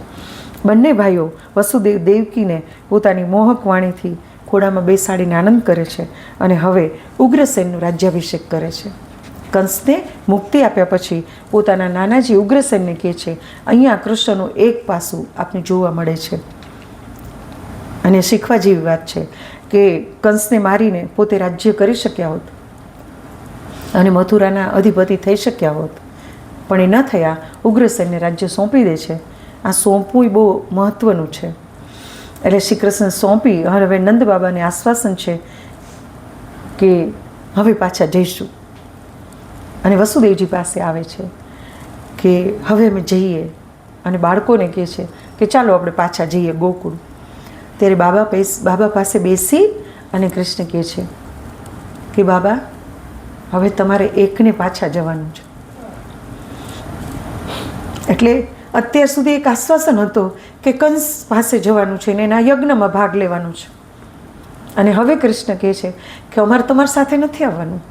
અને વસુદેવજી બેસીને સમજાવે છે કે નંદ આ બંને દીકરા મારા છે, આ તો એક ભય સાથે અમે ત્યાં એને મૂકવા આવ્યા હતા. અને એ પછી નંદ પાછા વળે છે. એ પાછા વળેલો નંદ કેવો હોઈ શકે કે આનંદનું સ્વરૂપ આજે પોતાના આનંદને છોડીને આવે છે. ત્યારે નંદ એટલે શું, તો કે આનંદનું એક સ્વરૂપ છે, સદાય આનંદમાં રહેતો. આજ પોતાનો આનંદ ક્યાં મૂકીને આવે છે, તો કે મથુરામાં. અને પાછા વળે છે. પાછા વળે છે, નંદ બાબાને આશ્વાસન આપે છે. પહેલાં તો મૂર્છા આવી જાય છે અને આશ્વાસન આપે છે કે બાબા અત્યારે તમે જાઓ, થોડુંક કામ છે ને પછી હું આવીશ, તમે ચિંતા ન કરો, માને કહેજો થોડુંક કામ પતાવીને આવીશ. નંદ ગોપ બાળકોને મિત્રોને વિદાય આપે છે અને પોતે હવે મથુરામાં પોતાનું કર્મ શરૂ કરે છે. વિદાય આપવી સહેલી નથી, વ્યક્તિની હોય કે કોઈ પણની હોય, પણ એ જે સહન કરે ને એને જ ખબર હોય કે વિદાય શું છે. આજે કૃષ્ણ ભલે ચહેરા ઉપરથી મધુર હાસ્ય સાથે એ જીવ્યા, પણ આજે પોતાનું એક અંગ જાણે માણસ ગુમાવે છે ને ત્યારે એને કેવું થાય. આજે કૃષ્ણ એ પીડા અનુભવે છે, બધાને વિદાય કરે છે. અને શ્રી કૃષ્ણ હવે પોતાનું કર્મ શરૂ કરે ને ત્યારે ક્ષત્રિય અને બ્રાહ્મણોને આ 16 સંસ્કારમાંના એક સંસ્કાર છે જનોઈ ધારણ કરવા, યજ્ઞોપવિત ધારણ કરવી. આજે કૃષ્ણ છે એ કિશોરાવસ્થામાં પ્રવેશ કર્યા, હવે એને જનોઈ આપો. અને કૃષ્ણ બલરામને જનોઈ અપાય છે. ગર્ગાચાર્યને બોલાવવામાં આપે છે, જનોઈ અપાય. દ્વિજ સંસ્કાર કહેવાય છે, એને જનોઈ આપવામાં આવે છે. દ્વિજ એટલે ફરીવાર જન્મવું. તો દ્વિજ પક્ષી માટે વપરાય, દ્વિજ બ્રાહ્મણ માટે વપરાય અને દ્વિજ દાંત માટે પણ વપરાય. એટલે માના ગર્ભમાંથી એક જન્મ થયો બાળકનો, પણ યજ્ઞોપવિત કરીએ છીએ ને ત્યારે ગુરુ જન્મ આપે છે, એટલે ફરીવાર જન્મવું. એ દ્વિજ પક્ષી માટે એટલા માટે કે પહેલાં ઈંડા સ્વરૂપે હોય, પછી એનું આવરણ તૂટે ત્યારે એ પક્ષી સ્વરૂપે, અને દાંત પહેલાં આપને દૂધિયા આવે અને ફરીવાર બીજા આવે. એટલે અહીંયા એ દ્વિજ સંસ્કાર થયા. ગાયત્રી મંત્રને દીક્ષા અપાય છે અને કૃષ્ણ અને બલરામ બ્રહ્મચારી બને છે. અને દ્વિજ સંસ્કાર વખતે બ્રાહ્મણોની પૂજા કરી જન્મ નક્ષત્રના સંકલ્પ કરેલું વસુદેવજીએ કે મારા ઘરે દીકરો બ્રહ્મ સ્વરૂપે આવે છે. અત્યારે તો હું બંધનમાં છું, પણ જ્યારે મુક્ત થઈશ ને ત્યારે હું આટલું દાન કરીશ. એટલે જે જન્મ સમયે સંકલ્પ કરેલો હતો આજે એટલા ગાયોના હીરા મોતી માણેકના દાન દેવાય છે. પછી બંને ભાઈઓને વિદ્યા અભ્યાસ માટે સાંદીપની ઋષિના આશ્રમમાં મોકલવામાં આવે છે. સાંદીપની ઋષિની કથા સર્વવિદિત વાત છે. એટલે સાંદીપની ઋષિના આશ્રમમાં અભ્યાસ માટે બંને ભાઈઓ જાય છે અને જતાં અભ્યાસ કરે છે. અને ત્યાં તેને સુદામા જેવો મિત્ર મળે છે.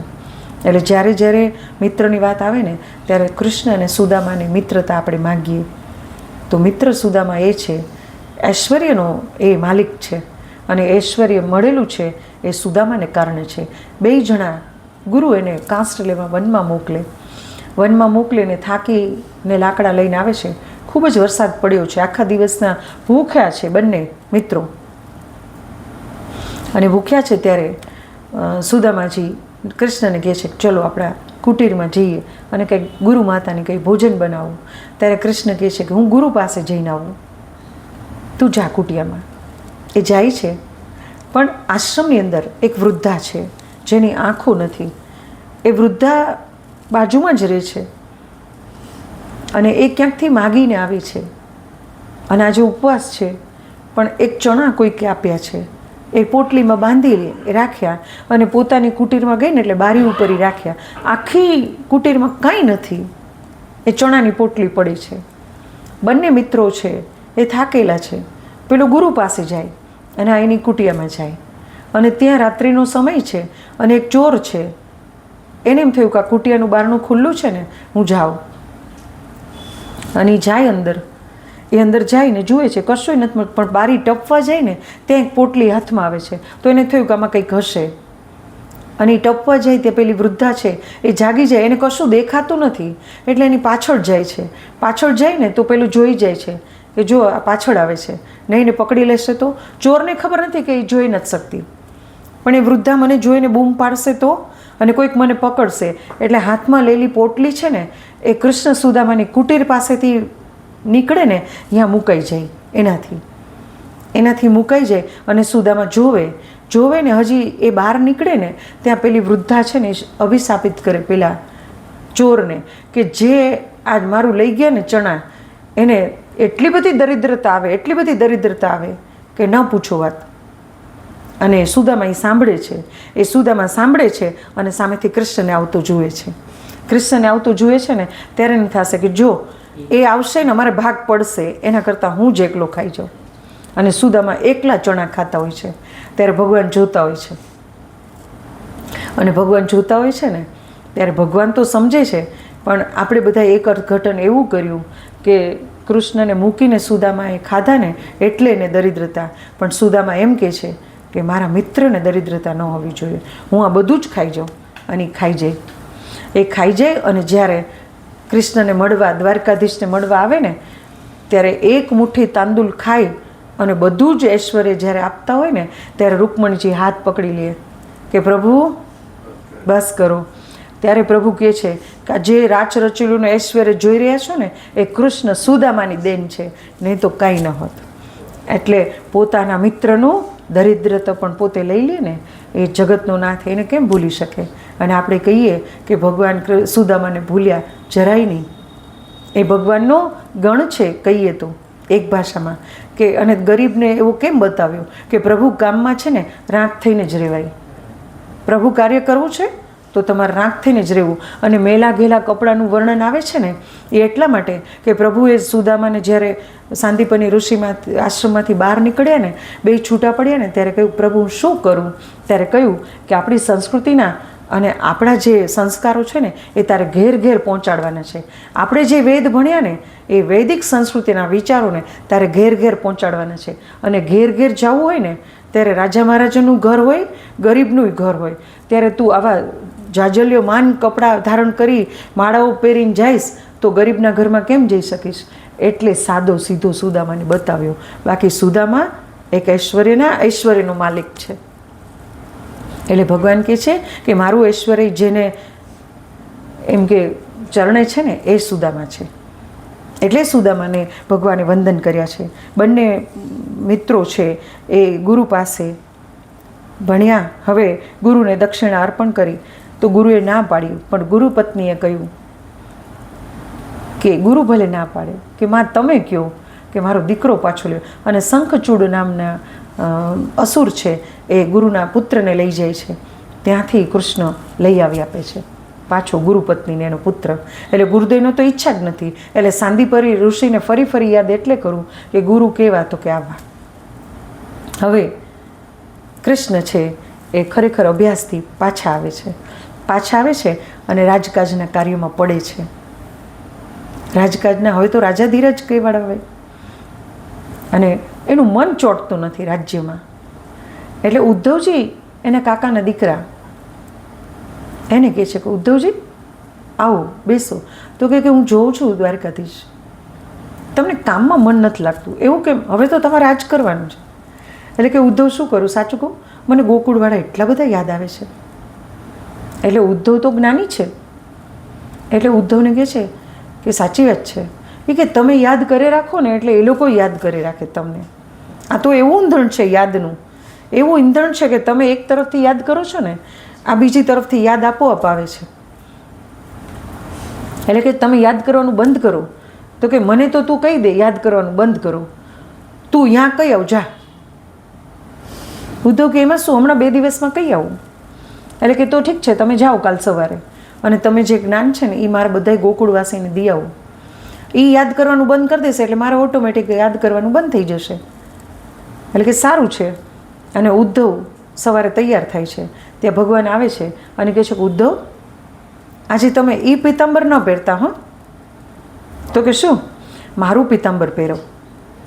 ઉદ્ધવ કહે ઠીક છે, લાવો પ્રભુ તમારું.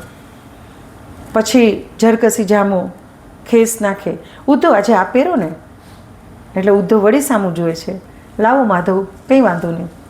મુગટ ધારણ કરવા જાય. એટલે કે આજે મારો મુગટ પહેરો ને ઉપર આ મોરપીંછ રાખો. ઉદ્ધવ કહે સારું લાવો. અને હવે રથ બહાર તૈયાર છે અને કૃષ્ણ એને સાથે લઈને આવે છે. અને કહે છે કે ચલો હું પ્રભુ નીકળું.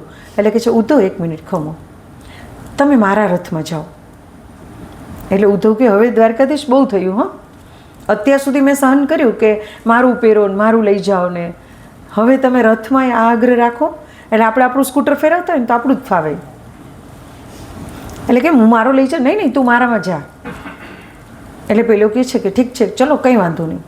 પછી કહે છે કે જાઉં છું પણ એક સવાલનો જવાબ દો. શું? કહે છે કે ઉદ્ધવ તમારું બધું, કૃષ્ણ તારું બધું જ સ્વીકાર્ય છે પણ આવું કેમ? ત્યારે કૃષ્ણ જવાબ આપે છે કે મારા ગોકુળવાસીઓ છે ને એ મારા સિવાય બીજા કોઈનો વિચાર નથી કરતા અને બીજા કોઈનું સાંભળશે નહીં, એટલે આજ તું મારું બધું લઈને જા. ત્યારે ઉદ્ધવને આશ્ચર્ય થાય છે કે આ દ્વારકાધીશે ઠીક છે ભાઈ, કાંઈ વાંધો નહીં. અને ઉદ્ધવ જાય છે અને ગોકુળની સીમામાં પ્રવેશ કરે છે અને ધૂળની ડમરી ઉડે ને અને રથ દેખાય ને, ધજા દેખાય ને, ત્યારે ગોકુળવાસીઓમાંથી એક છોકરો છે ને દોટ મૂકે છે ને ગોકુળમાં કહે છે કે આપણો લલ્લા પાછો આવે છે. હો, આપણો લલ્લા પાછો આવે છે એમ કહી અને જુએ છે. અને આ તરફ રથ આવતો એક ગોપી જુએ છે અને ગોપી તો પેલું જરકસી જામુન પિત્તાંબર જ ને મોરનું પીછું જોઈને દોટ મૂકી, માં લલ્લા પાછો આવે છે, તારો લલ્લા આવ્યો. અને અક્રૂર પેલું ઉદ્ધવજી છે એ રથ લઈને ગામમાં આવે ને તે એક ગોપી યમુના તટે બેઠી છે. યમુના તટે બેઠી છે ને એટલે પહેલાં તો રથને અને આમ જુએ છે અને પછી એના સામું જુએ છે અને દોડીને જે આવી છે ને એ 2 ડગલા પાછી વહી જાય છે કે અરે હું કૃષ્ણ માનીને આવી હતી, આ તો કૃષ્ણ નથી. એટલે ઉદ્ધવજી કહે છે કેમ, શું થયું? કંઈ નહીં, તમે કોણ? એટલે કે હું દેવભાગનો પુત્ર ઉદ્ધવ. તો કૃષ્ણ કહે છે કે એવો પરિચય ન આપતો, નહીંતર કોઈ સામુય નહીં જોયે. હું કૃષ્ણનો મિત્ર ઉદ્ધવ. એટલે બધાએ સામું જોયું. પછી કે મારે નંદ યશોદાને ઘરે જવું છે, હું એનો સંદેશ લઈને આવ્યો છું એમ કહ્યું ને. એટલે કયું ઘર? એટલે કે 2 ખારા પાણીની ધાર જ્યાં અટકે ને એ નંદ યશોદાનું ઘર. અને જ્યાં રથમાં ચડવા જાય ને ત્યાં કહે છે કે ઊભા રહ્યો, તમે ઘર પાસે પહોંચો ને તો ત્યાં એક નાનકડું ખાબોચિયું ભરેલું છે, તમે એને ટપીને જાજો હો, એમાં પગ બોડીને ન જતા. એટલે ઉદ્ધવ કહે છે કેમ? તો કે એ અમારી ગોકુળની ગંગા છે. કૃષ્ણ પાછળ અમે જે આંસુ સાર્યા હતા ને એ અમારી ગંગા છે, તમે એમાં પગ બોડીને દોડીને ન જતા. અને ઉદ્ધવ છે ને એ મા અને પિતા પાસે પહોંચે છે. અને મા અને પિતા ઉદ્ધવજીને જોઈને પ્રણામ કરે છે. ઉદ્ધવજી શરમ સંકોચ અનુભવે છે. મને કેમ કે તું અમારા લલ્લા પાસેથી આવસ. બેસાડે છે. શું કરે છે મારો દીકરો? મા પૂછે છે ને ત્યારે નંદ એનો હાથ પકડે છે કે યશોદા, હવે એ આપણો દીકરો નથી. પછી બધી જ વાતચીત કરે, જમાડે, કૃષ્ણનું આખું ચરિત્ર સમજાય. એ બહુ રાજીથી રહે છે. એને હવે રાજકાજના ઘણા કામ છે. તમે બધા ભૂલી જાઓ એને, એનું કામ કરવા દો. ત્યારે માં તો કશું બોલતી નથી, પણ પિતા એમ કે હા ભાઈ તારી વાત સાચી છે. પછી સાંજ પડે અને ઉદ્ધવજી કે હું જરાક ગામમાં જઈ આવું. ગોપ બાળોને મળે છે કે કૃષ્ણ તમારા મિત્ર હતા ને, તમે એને યાદ કરો માં. એટલે પેલું મધુમંગલ છે ને એ લઈ જાય અને કે જો અહીંયા અઘાસુર આવ્યો હતો ને, કૃષ્ણે અહીંયા અમને આવી રીતે બચાવ્યા હતા. ત્યાં દામો એમ કે જો અહીંયા કાળી નાગને નાખ્યો હતો. એ બધું જ બતાવે ને ત્યારે ઉદ્ધવને એમ થાય છે આના મનમાંથી આ ગયા નથી. અને ત્યાં એક ગોપીનું ઘર આવે અને જોઈ તો કૃષ્ણને ભીતમાં ચિત્રો છે. એટલે એને એમ થયું કે લાવ અંદર જાઓ, સમજાવવા જઈ કે તે કૃષ્ણનું સરસ ચિત્ર બનાવ્યું છે, પણ બેન એના પગ કેમ કર્યા નહીં? તો કે એ કરું તો એ વયો જાય ને. બરોબર. આ બધું સમજાવતા ખૂબ ઉદ્ધવને મનમાં થાય છે કે આ કૃષ્ણમય છે આખું જગત. અને પછી કે છે એ ગોપી ધ્યાનમાં બેઠી હોય છે યમુના ઘાટે. એને એમ થાય છે કે આ કંઈક વ્યવસ્થિત લાગે છે, ધ્યાનમાં બેઠી છે. બરાબર. એટલે એની પાસે જાય છે અને ગોપી આંખ ખોલે છે કે તું ધ્યાન કરતી હતી ને? ના એ કે હું તો કૃષ્ણના વિચાર અહીંયા છે, અહીંથી એ વિચાર જાય તો હું કંઈક કરી શકું ને, એ અહીંથી જતો જ નથી. ત્યારે ઉદ્ધવને એમ થાય છે કે આ તો બધા પાગલ છે. 2 દિવસ માટે આવેલો ઉદ્ધવ 6 મહિના રોકાય છે અને કોઈને સમજા જ્ઞાનની ગોદડી સાથે આવેલો ઉદ્ધવ આજે ભક્તિનું એક પહેરણ પહેરીને નીકળી પડે છે. અને જ્યારે દ્વારકા પહોંચે છે ને ત્યારે કૃષ્ણ કહે છે કે ઉદ્ધવ તમે તો 2 દિવસમાં આવવાના હતા.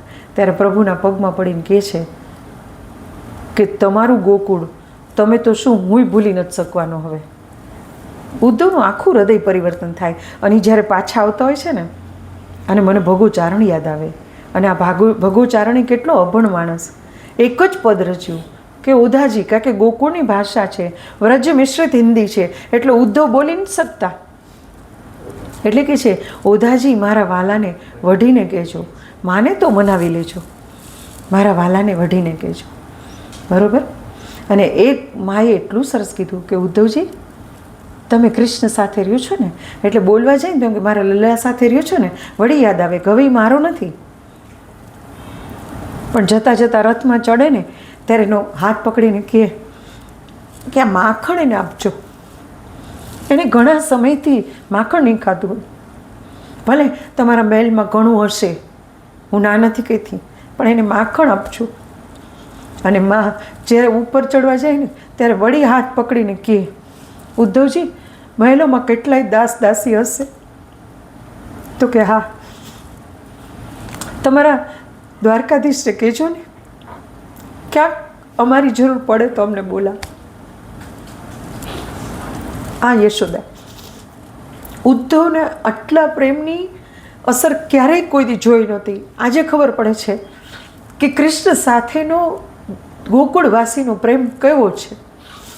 અને એ ત્યાંથી વિદાય થાય છે અને કૃષ્ણને જઈને કહે છે કે કૃષ્ણ હવે તમે નહીં, હવે હું પણ ગોકુળ ન ભૂલી શકું. એવું તમારું ગોકુળ છે, હવે હું તમને ક્યારેય નહીં કહું તમે ગોકુળને ભૂલી જાઓ. આવા કૃષ્ણ હવે દ્વારકાધીશ બન્યા. રૂકમણી સાથે હવે પોતાનું ગૃહસ્થ જીવન શરૂ કરે છે.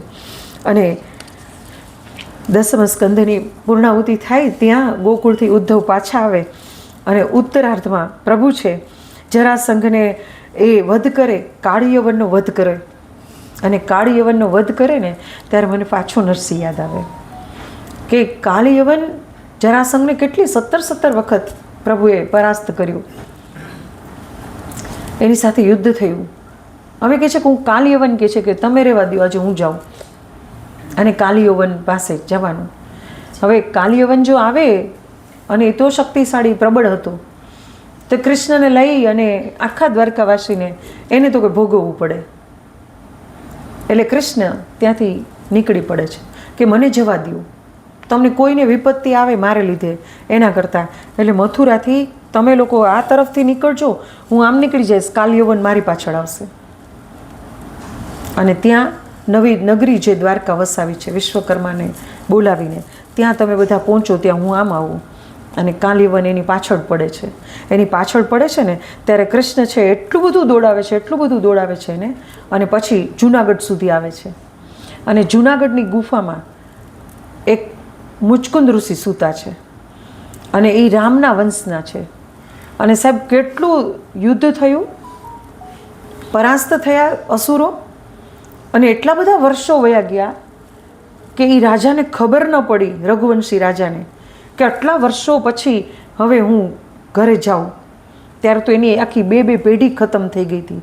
એટલું યુદ્ધમાં આ માણસે કામ કર્યું. અને હવે તો પોતાની પેઢીમાં પોતાના પુત્ર કે કોઈ ન હોય, એટલે મુચકુંદ ઋષિ જે રાજા હતા એ જુનાગઢ તરફ આવે, અને એ સૂતા છે. અને ભગવાનના આશીર્વાદ છે કે તમારા આટલા વર્ષોના થાક તરસ એ બધું જ ઉતરી જાય, તમે સૂઈ જાઓ, સમયાંતરે હું આવીશ. એટલે રામના સમયના આ રાજા આજ મુચકુંદ ઋષિ બની અને આ ગુફામાં સૂતા છે. અને પ્રભુ એ ગુફામાં પ્રવેશ કરીને પોતાનું ઉપરનું ઉપવસ્ત્ર છે ને એને ઓઢાડી દે, અને પોચે શિલા પાછળ સંતાઈ જાય. અને આ તરફ પેલો કાલ યૌવન પ્રવેશ કરે એટલે એને જોયું કે ઉપવસ્ત્ર આ તો કૃષ્ણનું જ છે. એટલે એને લાત મારે છે, અને લાત મારે છે ને એટલે ભગવાને ત્યાં કહ્યું હતું કે તમને કોઈ જો ઉઠાડશે ને તો તમે એને બાળી નાખશો. અને કાલ યૌવનને બાળીને જ મારવો હતો ભગવાનને, એની શક્તિ તો જ બધી ખતમ કરવી હતી. અને ઉપવસ્ત્ર આમ કરીને મુચકુંદ ઋષિ ઉઠે છે, અને આમ દ્રષ્ટિ કરીને પેલો ખાક થઈને પડે છે. અને મુચકુંદ ઋષિ બહાર જાગી ગયા, આટલા વર્ષો પછી બહારે ભગવાન આવે છે, અને પ્રભુના ચરણમાં એ સ્તુતિ કરે ત્યારે પૂછે છે કે માગો. ત્યારે મુચકુંદ ઋષિ કહે છે કે તમારી ભક્તિ આપો. અને એ તમારી ભક્તિ આ જન્મમાં મળી છે ને, એવી જ ભક્તિ આવતા જન્મે. ભગવાને તથાસ્તુ કહ્યું. એ મુચકુંદ ઋષિ બીજું કોઈ નહીં, એ આપણો નરસિંહ. ભગવાન પાસે ભક્તિ માગી. અને હવે કાલ યૌવનને પણ મારી અને ભગવાન હવે પોતાના રાજાધિરાજ બન્યા હોય તો બાજુમાં રાણી તો જોઈએ ને. એટલે ગૃહસ્થાશ્રમ, અને આપણા વેદોમાં પણ કહ્યું છે કે ધન્ય ગૃહસ્થાશ્રમ, એવા ગૃહસ્થાશ્રમમાં પ્રભુ પ્રવેશ કરે. રૂકમણી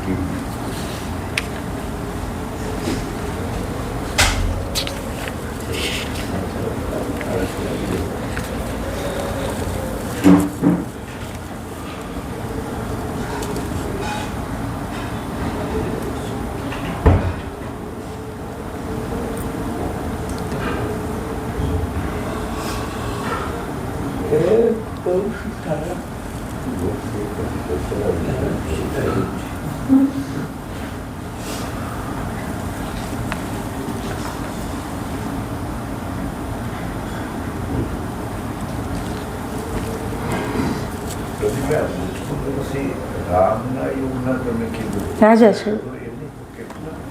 આયુષ્ય કેટલું? હા, એટલે એ સર એ તો એવી અવસ્થામાં હતા, આપણે જેને હાઇબરનેશન કહીએ, એ હાઇબરનેશનની અવસ્થામાં હતા.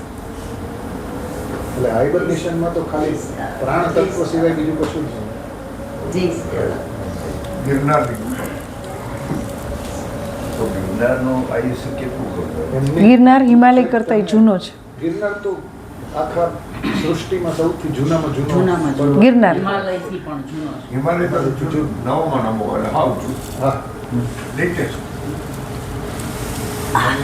જાંબુવનજી જે છે એ રામાવતાર નહોતા, એ કૃષ્ણ જય અવતાર. સિયારામ. જય સિયારામ. નહીં નિરંતર જાંબુવન જય સિયારામ. જય સિયારામ. વામન અવતારમાં સરખા બેસ છે. એ સુંદરકાંડમાં કહે છે કે 7 પ્રદક્ષિણા જાય. વામન અવતારથી જાંબુવનજી હા, એની જુવાની હતી. ત્યારે જોવાની હતી પાછી એમ. ચાલો પાછા કૃષ્ણ. કૃષ્ણ કથામાં વેદમાં કહેવાયું છે 4 આશ્રમ વ્યવસ્થામાં ધન્ય ગૃહસ્થાશ્રમ. હવે ભગવાન બધા જ આશ્રમોની આપને શીખ આપી છે. એટલે ગૃહસ્થાશ્રમમાં પ્રવેશ કરે એટલે છોકરો મોટો થાય ને, મનુભાઈ બાયોડેટા આવે ને તમારે, તો કૃષ્ણ મોટા થયા, પાછા સારો છોકરો હોય તો વધારે ધ્યાનમાં બધા રાખે. એમ લગ્નમાં બાયોડેટા ના ના, મનોજ પેલા મનુભાઈને કહું છું કે તમારો છોકરો મોટો થાય એટલે બાયોડેટા આપલે કરે ને, પણ આ તો પાછો વ્યવસ્થિત હોય એટલે વધારે માગા આવે. પણ અહીંયા કૃષ્ણ છે ને એ ઊંધી ગતિએ ચાલે છે. એટલે એને ગીતામાં કહ્યું ઉર્ધ્વ મૂળ, મારું મૂળ જ ઉર્ધ્વ છે. શાખા પ્રશાખાઓ ઉપર, પાંદડાઓ નીચે, ઉર્ધ્વ મૂળ આ ઊંધો છે. એટલે હવે પ્રભુની લીલાનો એક ભાગ આ પણ છે. વિદર્ભ દેશના રાજા ભીષ્મકને 5 પુત્રો હતા અને એક પુત્રી હતા. એ રૂકમણીજી, સાક્ષાત લક્ષ્મીનું સ્વરૂપ. ભીષ્મક રાજાની ઈચ્છા રૂકમણીના લગ્ન કરવાની અને શ્રી કૃષ્ણ સાથે કરવાની હતી, પણ રૂકમી એનો ભાઈ છે એ થોડું જુદું વિચારતો હતો અને એ ચેદી નરેશ શિશુપાલ સાથે એની ઈચ્છા હતી લગ્ન કરવાની. રૂકમણી શ્રી કૃષ્ણને મનથી વરી ચૂકી હતી, કારણ કે ઘરમાં બધી વાત થતી હોય ને ત્યારે છોકરીઓને સંભળાય ને, એટલે રૂકમણી સાંભળી હશે. અને સૌથી પહેલાં રૂકમણીને ક્યારે કૃષ્ણનો પરિચય થયો, ના કૃષ્ણ અને રૂકમણીનો ક્યારે પરિચય થયો એનું બહુ સરસ એક નાનું વાંચેલું છે, પણ મને અહીંયા કહેવું એટલે ગમે છે કે જ્યારે દ્રૌપદી સ્વયંવર થયો ને ત્યારે બધા રાજા મહારાજો આવ્યા હતા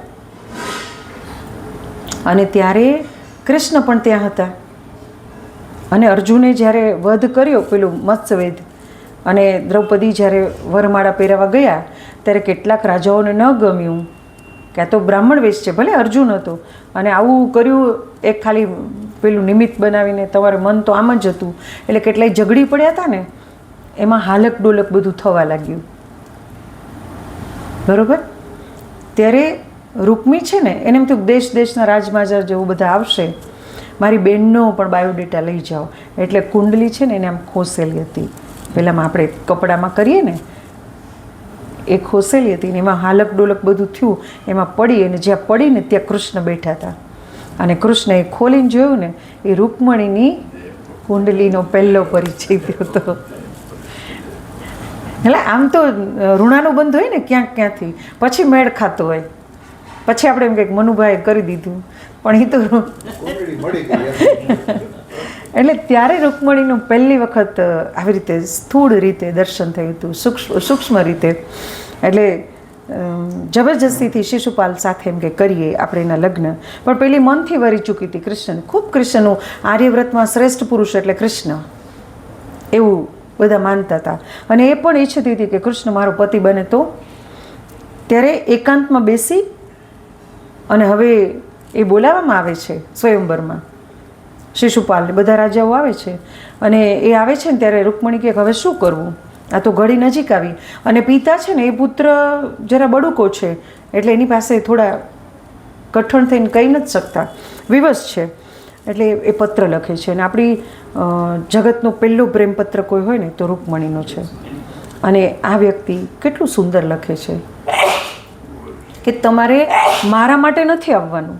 એક વાક્ય બહુ સરસ લખે છે, તમે આર્યવ્રતની એવી સ્ત્રી જે છે મારી જેમ વિવશ બનીને જ્યારે પરાણે કોઈને વરતું હશે ને કે વરવું હશે ને ત્યારે એ નહીં વરે ને, એની માનસિકતાને દૂર કરવા તમે આર્યવ્રતના શ્રેષ્ઠ પુરુષ આજે તમે આવો. બરાબર? એટલે કવિતાની કલા ઊંચી એટલા માટે કે ઓછા શબ્દોમાં ઘણું બધું કહી દીધું કે આર્યવ્રતનો શ્રેષ્ઠ પુરુષ તારે કોના માટે આજે તું મારા માટે તો નથી આવતો, પરણવ આવે છે ઓકે મારા માટે, પણ તારે આવવાનું છે કેના માટે?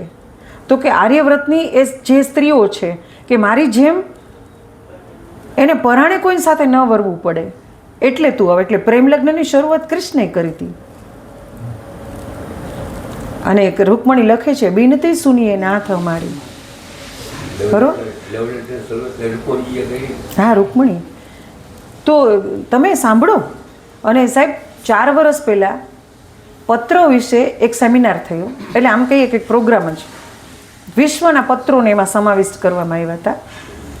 અને એ પ્રોગ્રામમાં પહેલો પ્રેમપત્ર કૃષ્ણ અને રૂકમણીનું મૂકાણ હતું જે મહાભારતમાં લખેલો છે, બહુ મોટો છે. એનો ભાવાનુદ કરીને લખ્યો પણ ખરા, પણ પછી એમ થયું કે આપણો સમય કાલનો પાછો પૂરો કરવાનો છે એટલે નથી, પણ કોઈક વાર સત્સંગમાં આવીશ ને ત્યારે આખો પત્ર વાંચીશ. રૂકમણી માત્ર કૃષ્ણની પત્ની નથી, આર્યવ્રતની શ્રેષ્ઠ શ્રી સહધર્મચારિણી બની અને એને રહેવાનું છે. એટલે કૃષ્ણ પાસે એને કેટલું કેટલું કીધું છે. એ બહુ સરસ મજાનો પત્ર છે કે તમારે કોના માટે આવવાનું છે, તમારે કોના માટે આવવાનું છે. એટલે સ્ત્રી સશક્તિકરણ કે મુક્તિના અત્યારે આપણે જે નગારા વગાડીએ છીએ ને એ કૃષ્ણે પહેલાં વગાડી લીધા છે. આપણે તારીખમાં દ્વારકામાં હજી વંચાય છે પત્ર, રોજ વંચાય છે આરતી પહેલાં રોજ. અને હજી દ્વારકાધીશના મંદિરની ચાવી અને દ્વારકાધીશને ધરાવવામાં આવેલું માખણ દ્વારકામાં એ પહેલાં રાધાજી પાસે જાય માખણ, પછી ત્યાં મુકાય અને પછી ચાવી છે ને એ રાધાજીના મંદિરનું જે પેલું હોય ને આગળ પેલું રાખે ગાલીચો એની નીચે ચાવી રહે છે હજી આજની તારીખે. એટલે રાધા અધિષ્ઠાત્રી એટલે છે. એટલે રૂકમણી પત્ર લખે છે બિનતી સુનીએ નાથ અમારી. અને પછી એક 3 અંતરા છે ગીતના, પણ એક અદ્ભુત લીટી છે કે રાહ કેવી રીતે જો સતત પ્રતીક્ષા અપલક લોચન, મેં તારી રાહ જોઈ કેવી રીતે, સતત પ્રતીક્ષા અપલક લોચન, મેં આમ ઝબકું નથી માર્યું એવી તારી રાહ જોઉં છું. અને એવી રીતે રાહ જુઓ ને તો ભગવાનને આવવું જ પડે. અને પેલા સુદેવ નામના બ્રાહ્મણને, જો અહીંયા બ્રાહ્મણ છે, હા પહોંચાડવામાં તો પાછો બ્રાહ્મણને જ બોલાવ્યો.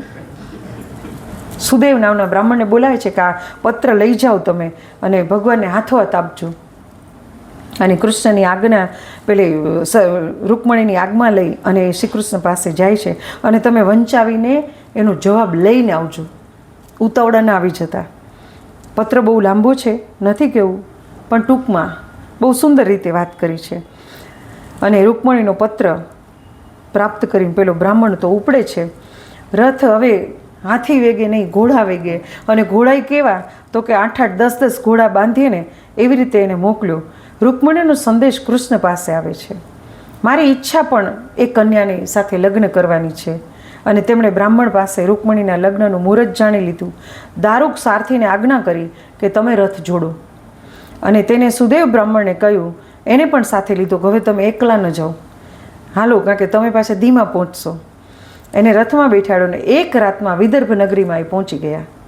બીજી બાજુ ચેદી નરેશ શિશુપાલ પણ આવ્યો છે અને સર્વ કર્મ બ્રાહ્મણો પાસે કરાવ્યા છે આગલે દિવસની વિધિ વિધાનના. સૈન્ય સાથે શિશુપાલ પરણવા આવી પહોંચ્યો છે. બલરામજીએ જાણ્યું કે શ્રી કૃષ્ણ કન્યાનું હરણ કરવા જાય છે અને એકલો ગયો છે, એટલે એ હારે મોટું સૈન્ય લઈને ગયા અને ઝડપથી પાછળ ઉપડ્યા. પણ એને ખબર નથી કે આ એકલાને પહોંચી વળે એવો છે. પણ રૂકમણી સુદેવ બ્રાહ્મણની પ્રતીક્ષા કરતી હતી, કેવું તાળવે જીવ ચોટે એવી રીતે. અને સુદેવ બ્રાહ્મણ આવી પહોંચે છે. એને પ્રસન્ન ચિત્તે આવેલું જોઈને રૂકમણી સમજી ગયા કે બ્રાહ્મણ કામ કરીને આવ્યા છે. એમણે રૂકમણીને કહ્યું કે હું દ્વારકાનાથને એમ કે તારો સંદેશ આપ્યો છે, પ્રભુ આવશે ને આવશે. અહીંયા પહેરો વધારી દીધો અને ભાઈને ખબર છે રૂકમીને કે આ તો કૃષ્ણ છે, એ ગમે ત્યાંથી એને ધાર્યું કરશે. અને પિતા પણ દીકરી તરફ છે, નહીં ને પિતા કંઈક પેલું કરે તો.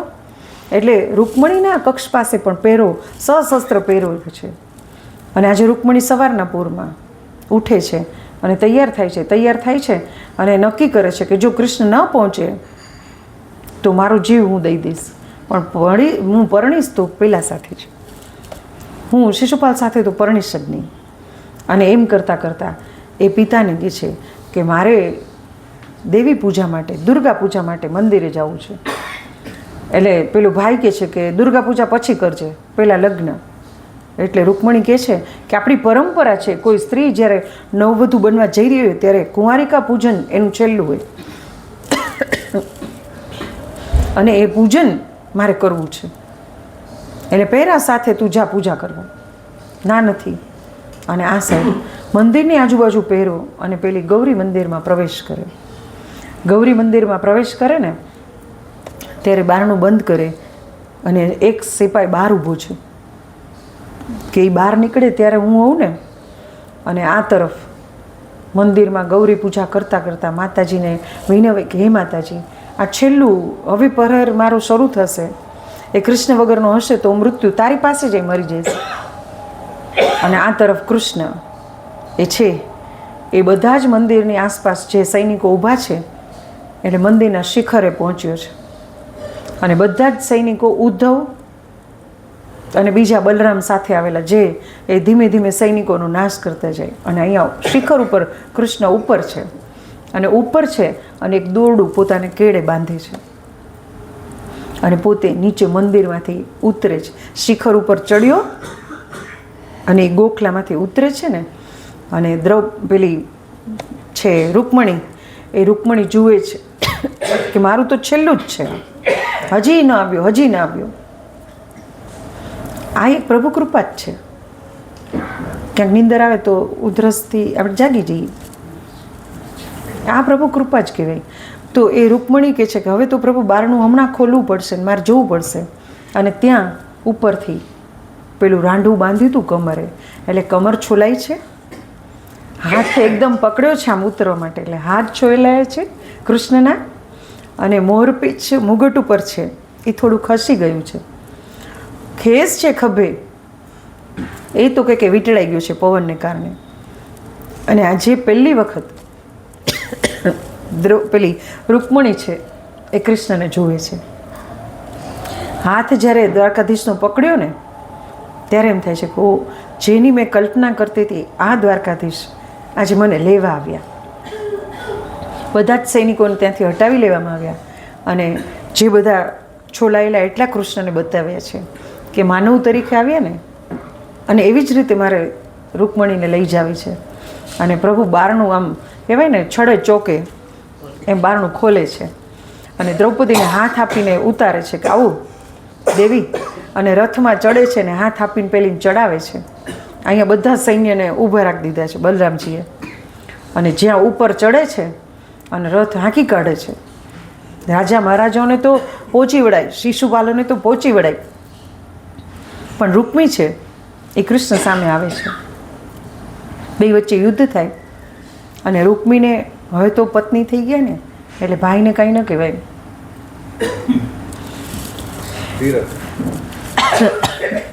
એટલે એના વાળને મુંડન કરી એને પાછો વાળે છે. અને ભગવાન રથમાં આરૂઢ થઈ અને રૂકમણીને લઈ જતા હોય છે ને ત્યારે પ્રભુ રથનું દોરડું પોતાના હાથમાં છે. દારૂક તો છે શરૂઆતમાં, એટલે કોઈ એમ ના કે. અને પછી જ્યારે ઊભા હોય છે ને ત્યારે રૂકમણી કૃષ્ણ સામું જુએ છે. અને એની સામું જુએ છે ને ત્યારે રામ માટે પણ એ શબ્દ વપરાયો છે, કૃષ્ણ માટે આજાન બાહુ. એમ કે છે કે આજાન બાહુ જેના છે આર્યવ્રતનો શ્રેષ્ઠ, કાલે હું એની પત્ની થઈશ.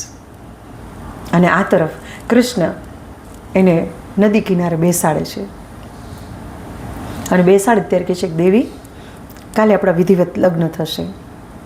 બરાબર. એ પૂર્વે પોતાના ગળામાં રહેલી તુલસીની માળા એ રૂકમણીને પહેરાવે છે અને પછી સવારમાં લઈ જાય. સવારમાં વિધિવત લગ્ન થાય અને પોતાનું દાંપત્ય જીવન સુંદર શરૂ કરે. આપણે કહીએ છીએ કે રૂકમણી કૃષ્ણનું દાંપત્ય જીવન આપો એવું માગીએ છીએ. અને ભગવાન હવે ગૃહસ્થ જીવનની શરૂઆત કરે એ પહેલાં ભૌમાસુર નામનો અસુર હોય છે. એ અસુર છે એ 16,000 કન્યાનું અપહરણ કરીને લઈ ગયો હોય છે. એ અપહરણ કરે છે ને પોતાની કેદમાં રાખ્યા હોય છે. ભગવાનને ખબર પડે છે એટલે ભગવાન કહે છે કે બધી જ કન્યાઓને હું છોડાવીશ. એટલે 16,100 કન્યાને પ્રભુ છોડાવે છે ભૌમાસુર સાથે લડીને. એ લડી અને જ્યારે બહાર કાઢે છે ને કે હવે તમે બધા જ મુક્ત છો, ત્યારે પેલી બધી કન્યાઓ કહે છે કે અમને જ્યારે ભૌમાસુર લઈ ગયો હતો ત્યારે અમે અમારા પિતાના ઘરે હતા, કોઈ પોતાના પતિના ઘરે હશે, સુંદર જોઈને એ લઈ જતો, તો હવે અમે પાછા જઈએ તો અમને સ્વીકારે નહીં, તો અમારો અસ્વીકાર કરે તો ભગવાને કહ્યું કંઈ વાંધો નહીં, હું બધાને સ્વીકારું. તો પણ એક પાછો પ્રશ્ન આવ્યો કે તમે સ્વીકારશો તો અમને બિચારા કે લાચાર થઈને તમારે ત્યાં રહેવું પડે. તો ભગવાને કહ્યું કંઈ વાંધો નહીં, તમે એ જ માન સાથે રહેશો જેટલી માન સાથે મારી આ 8 પત્નીઓ રહે છે. એટલે 16,108 રાણી. શું કામ? પ્રભુએ બધાનું વરણ કર્યું કે હું તમને બધાને એ જ રીતે માન આપીશ. ત્યાં શબ્દ દયિતા શબ્દ વાપર્યો છે. દયિતા એટલે આપણે અત્યારે કહીએ છીએ ને બિચાડી. કેવી બિચાડી? એમ તો સ્ત્રીને બિચાડી કહીએ છીએ ને ત્યારે લાચાર દુઃખી એ રીતે નથી કહેવાતું. બિચાડી એટલે પ્રણય સાથે. સંસ્કૃતમાં બિચાડીનો શબ્દ દયિતા, એમાં બિચાડાપણું નહીં પણ આપણે એનું ગુજરાતી બિચારું કરે. એટલે 16,100 રાણીને એ જ સમાન સન્માન આપ્યું જેવી રીતે પોતાની પ્રિય 8 રાણીઓને આપ્યું છે. અને પછી ઉષા અને અનિરુદ્ધની કથા આવે છે. ઉષા અને અનિરુદ્ધની કથા પણ આપને એક સરસ મજાનો બોધ આપે છે કે સુખદેવજી કહે છે કે સાંભળ, બલિરાજાનો પુત્ર બાણાસુર અને સદાશિવનો બહુ મોટો ભક્ત હતો.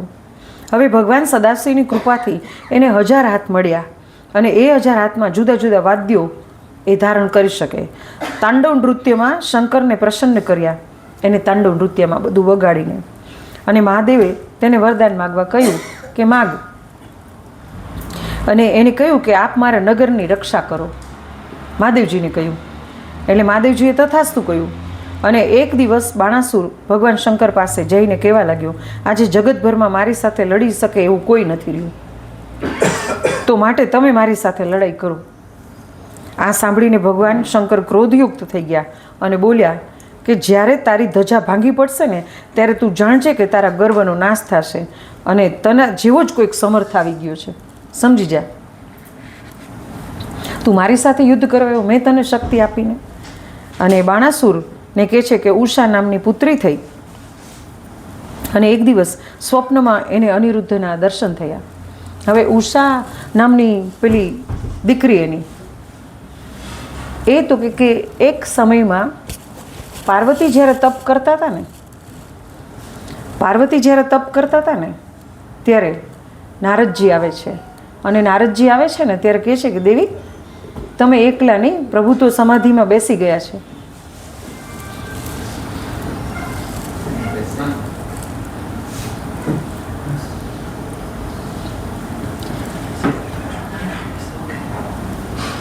પ્રભુ તો સમાધિમાં બેસી ગયા છે, તમે એકલા શું કરશો? એટલે કે કેમ? તો કે તમારી રક્ષા માટે કોઈ ન હોય ને. તો કે એ વાત સાચી. નીતિનભાઈ, જય શ્રી રામ. આવી જાઓ. જય શ્રી કૃષ્ણ, જય શ્રી રામ. એટલે કહે છે કે તમારી રક્ષા કાજે તો કોઈ નથી, તો શું કરીશું? એટલે માતાજી કે સાચી વાત છે. નારદના એ પ્રશ્ને એને જિજ્ઞાસા થઈ અને માતાજી પોતાના નિત્ય કાર્યથી પરવારીને વામ અંગ એટલે ડાબા અંગમાંથી જે મેલ નીકળ્યો ને એમાંથી એક પુત્ર બન્યો. અને એક જમણામાંથી એક પુત્રી બનાવી. પછી અંજલિ છાંટી તો એ ઉષા બની અને પેલો ગણપતિ બન્યા. અને પછી મહાદેવજી જ્યારે તપ કરીને જાગૃત અવસ્થામાં આવે ને ત્યાં નારદજી ત્યાં પહોંચ્યા અને કહ્યું, પ્રભુ તમે એ સમાધિમાં છો, તમારા આંગણે તો 2 બાળકો રમે છે. તો મહાદેવજીને એમ થયું કે હું અહીંયા હું ને બાળકો રમે છે એવું કેમ તમે કહો? હા હા, હું જોઈને આવ્યો, એક દીકરો ને એક દીકરી. અને નારદ કહે એટલે સાચી વાત છે. અને મહાદેવજી તો હજી સમાધિમાંથી જાગૃત જ થયા છે એટલે દોડીને હાથમાં ત્રિશુલ છે અને આવે છે. અને માતાજી સ્નાન કરવા જતા હોય છે ને એટલે કહ્યું કે બેટા તમે બહાર ધ્યાન રાખજો, કોઈ આવે ને તો આવવા ન દેતા. એટલે છોકરી હોય ને એ માનું કયું માને, પણ છોકરો હોય ને એ વધારે માને, છોકરી પપ્પાનું કયું વધુ માને. આ વિરોધાભાસ મેં જોયો છે. એટલે છોકરાને કહ્યું કે બેટા, અને ગણપતિ કહ્યું કે હા ચોક્કસ ધ્યાન રાખીશ. અને પેલું મહાદેવજી પોતાના સ્વસ્વરૂપમાં આવીને ઊભા રહી જાય ને અંદર જવા જાય ને ત્યાં ગણપતિ કહે છે કે ઊભા રહી જાઓ, મારી માં અંદર સ્નાન કરે છે. એટલે કહે છે કે તને ખબર નથી હું કોણ છું? તો કે મારી જાણવું નથી તમે કોણ છો, પણ અંદર નહીં જઈ શકો. અને ભગવાનનું આ સ્વરૂપ જોયું, જટાજૂટ છે, નાગના ઘરેણાઓ ધારણ કર્યા છે, હાથમાં ત્રિશુલ. એટલે પેલી છોકરી છે ને એ સંતાઈ ગઈ ને આ બેયનો સંવાદ સાંભળે છે. અને પેલા ગુસ્સામાં છે, પેલો છોકરો અડગ ઊભો છે કે નહીં જવા દઉં. અને ભગવાને ત્રિશુલથી એનું માથું કાપી નાખ્યું. એ અવાજ આવ્યો અને એ કાપેલું માથું જોઈને પેલી છોકરી સાવ ડરી ગઈ કે હવે મારું શું થાય. એટલે દોડીને જ્યાં પેલું આપણે બધું સામાન રાખીએ ને રસોઈનો એ ભંડારમાં સંતાઈ અને મીઠાની કોથળી પાછળ સંતાઈ ગઈ. માં બહાર આવે કે શું થયું, અને પોતાના પુત્રનું માથું કાપેલું બહાર છે. એટલે જોવે છે અને પ્રભુને જોયા એટલે કે તમે આ શું કર્યું, કેમ? એટલે કહે છે કે આ પુત્ર છે આપણો. અને ભગવાને બધી વાત કરી કે આ આવી રીતે. હવે પ્રભુને અફસોસ થાય.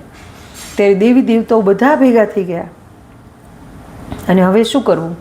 ત્યારે શંકર કહે છે કે જાઓ બધા દરવાજે ઊભા રહ્યો, સવારના પોરમાં પહેલાં જે આવે ને એનું માથું કાપીને લાવજો.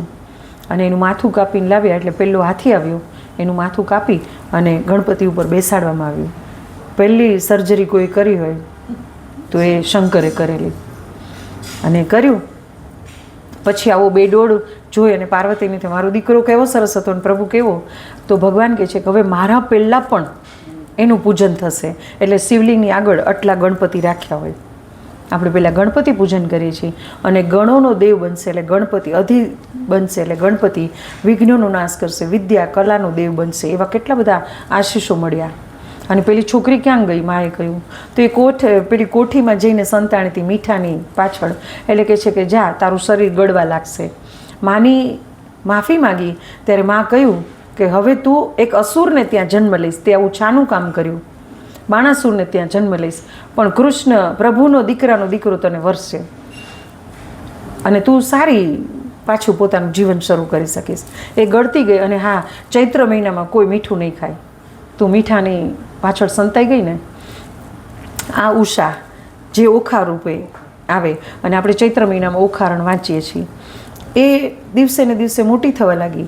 અને ભગવાને કહ્યું હતું કે તારું જમાઈ આવશે, તારી ધજા ભાંગી જશે, એ બળવાન હશે, દેખાશે, તને ખબર પડશે અને એને તો કે તને મારશે. હવે દીકરી મોટી થાય નહીંને બહાર નીકળે, કોઈની સામું જુએ અને પસંદ પડે તો, સ્વયંવર કરવો પડે તો, એટલે એને એક દંડિયા મહેલમાં એક દંડ મોટો ઊંચો એના ઉપર મહેલ રચવામાં આવે, એમાં એને રાખે છે. અને એની ભેગી ચિત્રલેખા, એ ચિત્રલેખા રાખવામાં આવે છે એની સાથે કે બેનપણી જોઈએ સાથે. ચિત્રલેખાને ઓખાબાઈ મોટા થતા જાય છે અને હવે ઓખા છે એ યુવાવસ્થામાં પ્રવેશ કરે છે. યુવાવસ્થામાં પ્રવેશ કરે છે ને એટલે એને સ્વપ્ન આવે છે અને સ્વપ્નમાં સુંદર એક સ્વરૂપવાળા યુવાન સાથે એનું લગ્ન થાય છે. સવાર પડતા બેનપણીને કહે છે કે ચિત્રલેખા મને કાલ સ્વપ્ન આવ્યું. શું? એક સુંદર યુવાન સાથે મારા લગ્ન થાય છે. એટલે કહે છે કે કોણ? જા તું લઈ આવ. હવે ચિત્રલેખા કે હું ક્યાં ગોતું? એટલે પેલી ઉષા છે ને એને આખું વર્ણન કર્યું અને પેલી સારી ચિત્રકાર એટલે એને ચિત્ર દોર્યું. અને ચિત્ર દોર્યું ને નારદજીને કહે છે કે નારદ આ કોણ? તો કે તો કૃષ્ણના દીકરાનો દીકરો છે. એમ? તો કે સારું, તો દ્વારિકા જવું પડે ને? તો કે હા. અને ચિત્રલેખા ઉડવામાં એને માહિર હતી એટલે એ ગઈ અને ગઈને ત્યાં ચક્ર દ્વારિકાને રક્ષણ માટે છે. એટલે કહે છે કે આને કેમ ઊભું રાખવું. વળી નારદને સ્તુતિ કરે. નારદ એને વાતું કરવા રોક્યું. ત્યાં ચિત્રલેખા અંદર જાય છે. અંદર જે એક પછી એક કક્ષને જોવે, ક્યાંય આવો પુરુષ દેખાતો નથી. અંતે એક જગ્યાએ જોવે છે તો ચિત્રમાં આપેલો જે છે પુરુષ એને લઈ આવે છે. અને કેવી રીતે લઈ આવે છે? આખા પલંગ સહિત ઉપાડી અને એક દંડિયા મહેલમાં રાત્રિના સમયે લઈ આવ્યો છે. અને સવાર પડતા એ પેલો ઊભો થઈને જોઈ છું ક્યાં આવી ગયો. અને પછી એને સમજાય છે કે તને આની સાથે લગ્ન કરવાના છે. પ્રથમ દ્રષ્ટિનો પ્રણય એટલે બીજી વાર લગ્ન થયા એ એક દંડિયા મહેલમાં, અને બંનેનું દાંપત્ય જીવન શરૂ થયું. દાંપત્ય જીવનના કેટલાક સીમાચિહ્નો જોતા જે દરબારીઓ આવી, સૈનિકો આવીને થાળ ને બધું મૂકી જતા, અને ઓખાબાઈ હવે આનંદમાં રહેવા લાગી એવી પિતાને જાણ થઈ. એટલે પિતાએ તપાસ કરાવી ત્યારે ખબર પડી કે આમ તો દંડના મહેલમાં લગ્ન થઈ ગયા છે. કોણ છે? તો કે આ કૃષ્ણના દીકરાનો દીકરો. એટલે એને બહાર લઈ આવે છે અને એની સાથે યુદ્ધ કરે છે. અનિરુદ્ધ સાથેનું યુદ્ધ થાય છે. અને યુદ્ધ થાય છે ને ત્યારે એટલું બધું ઘોર યુદ્ધ થાય. આ તરફ કૃષ્ણને ખબર પડે કે મારા દીકરાને લઈ ગયા અને મને ખબર ન પડી, એટલે પોતે સૈન્યને લઈને આવે. અને આ તરફ ભગવાને કીધું કે તારા ઉપર કોઈ ચડાઈ કરશે તો હાલ હું તને તેડવા મદદ કરવા. શંકર અહીંયા બે સામસામા, હરિને હર બે સામસામા આવી જાય છે. અને ત્યાં પેલી ધજા તૂટે છે અને અનિરુદ્ધ છે એના હાથે બાણાસુર છે, એના શસ્ત્ર હાથ વિંધાય છે અને પોતે મૃત્યુ પામે છે. આમ ઓખાહરણની કથા પૂર્ણ થાય છે. અહીંયા હું મારી કથાને પણ વિરામ આપું એ પૂર્વે બેન કાલના સમયની જરાક વાત કરી દો. કાલે આપણે પૂર્ણાવતી રાખીએ છીએ એટલે 8:45 બીનાબેન પૂરું કરશે. તમે 5:10 શું કરશો? 9:10 આપણે ગામમાં આવીને કથા કાલે સુંદરકાંડમાં સુંદરકાંડ કેટલા વાગે પૂરો થશે? એટલે અમે 8 વાગે શરૂ કરીએ છીએ, પણ 7:30 ને 10:15 આપણે શરૂ કરશું. અમારી સુંદરકાંડનો પાઠ મહેશભાઈ કેમ ગયો, અમે 7:20 પૂરો કરશું. એટલે અમે 7:45 આપણે કથા શરૂ કરીશું. થોડું બધા વહેલા આવી શકો તો ભલે, નહીં તો કથામાં અવાય તો ચોક્કસ, ન અવાય તો શરૂ થઈ જશે. બરાબર. અને પછી બેન આવી જાય 9:45 થી 9:10 એમનું, ને આપણે પછી ઉત્થાપનમાં બધા સાથે હોઈ શકીએ એટલા માટે. બરાબર. ચલો 2 મિનિટ એક પ્રભુ નામ સ્મરણ સાથે આજના કથા સત્સંગના વિરામ આપીએ.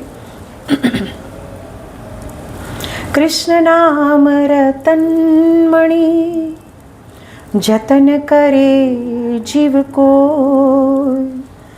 સુખી રહે સંસાર में कबहू न दुखी हो.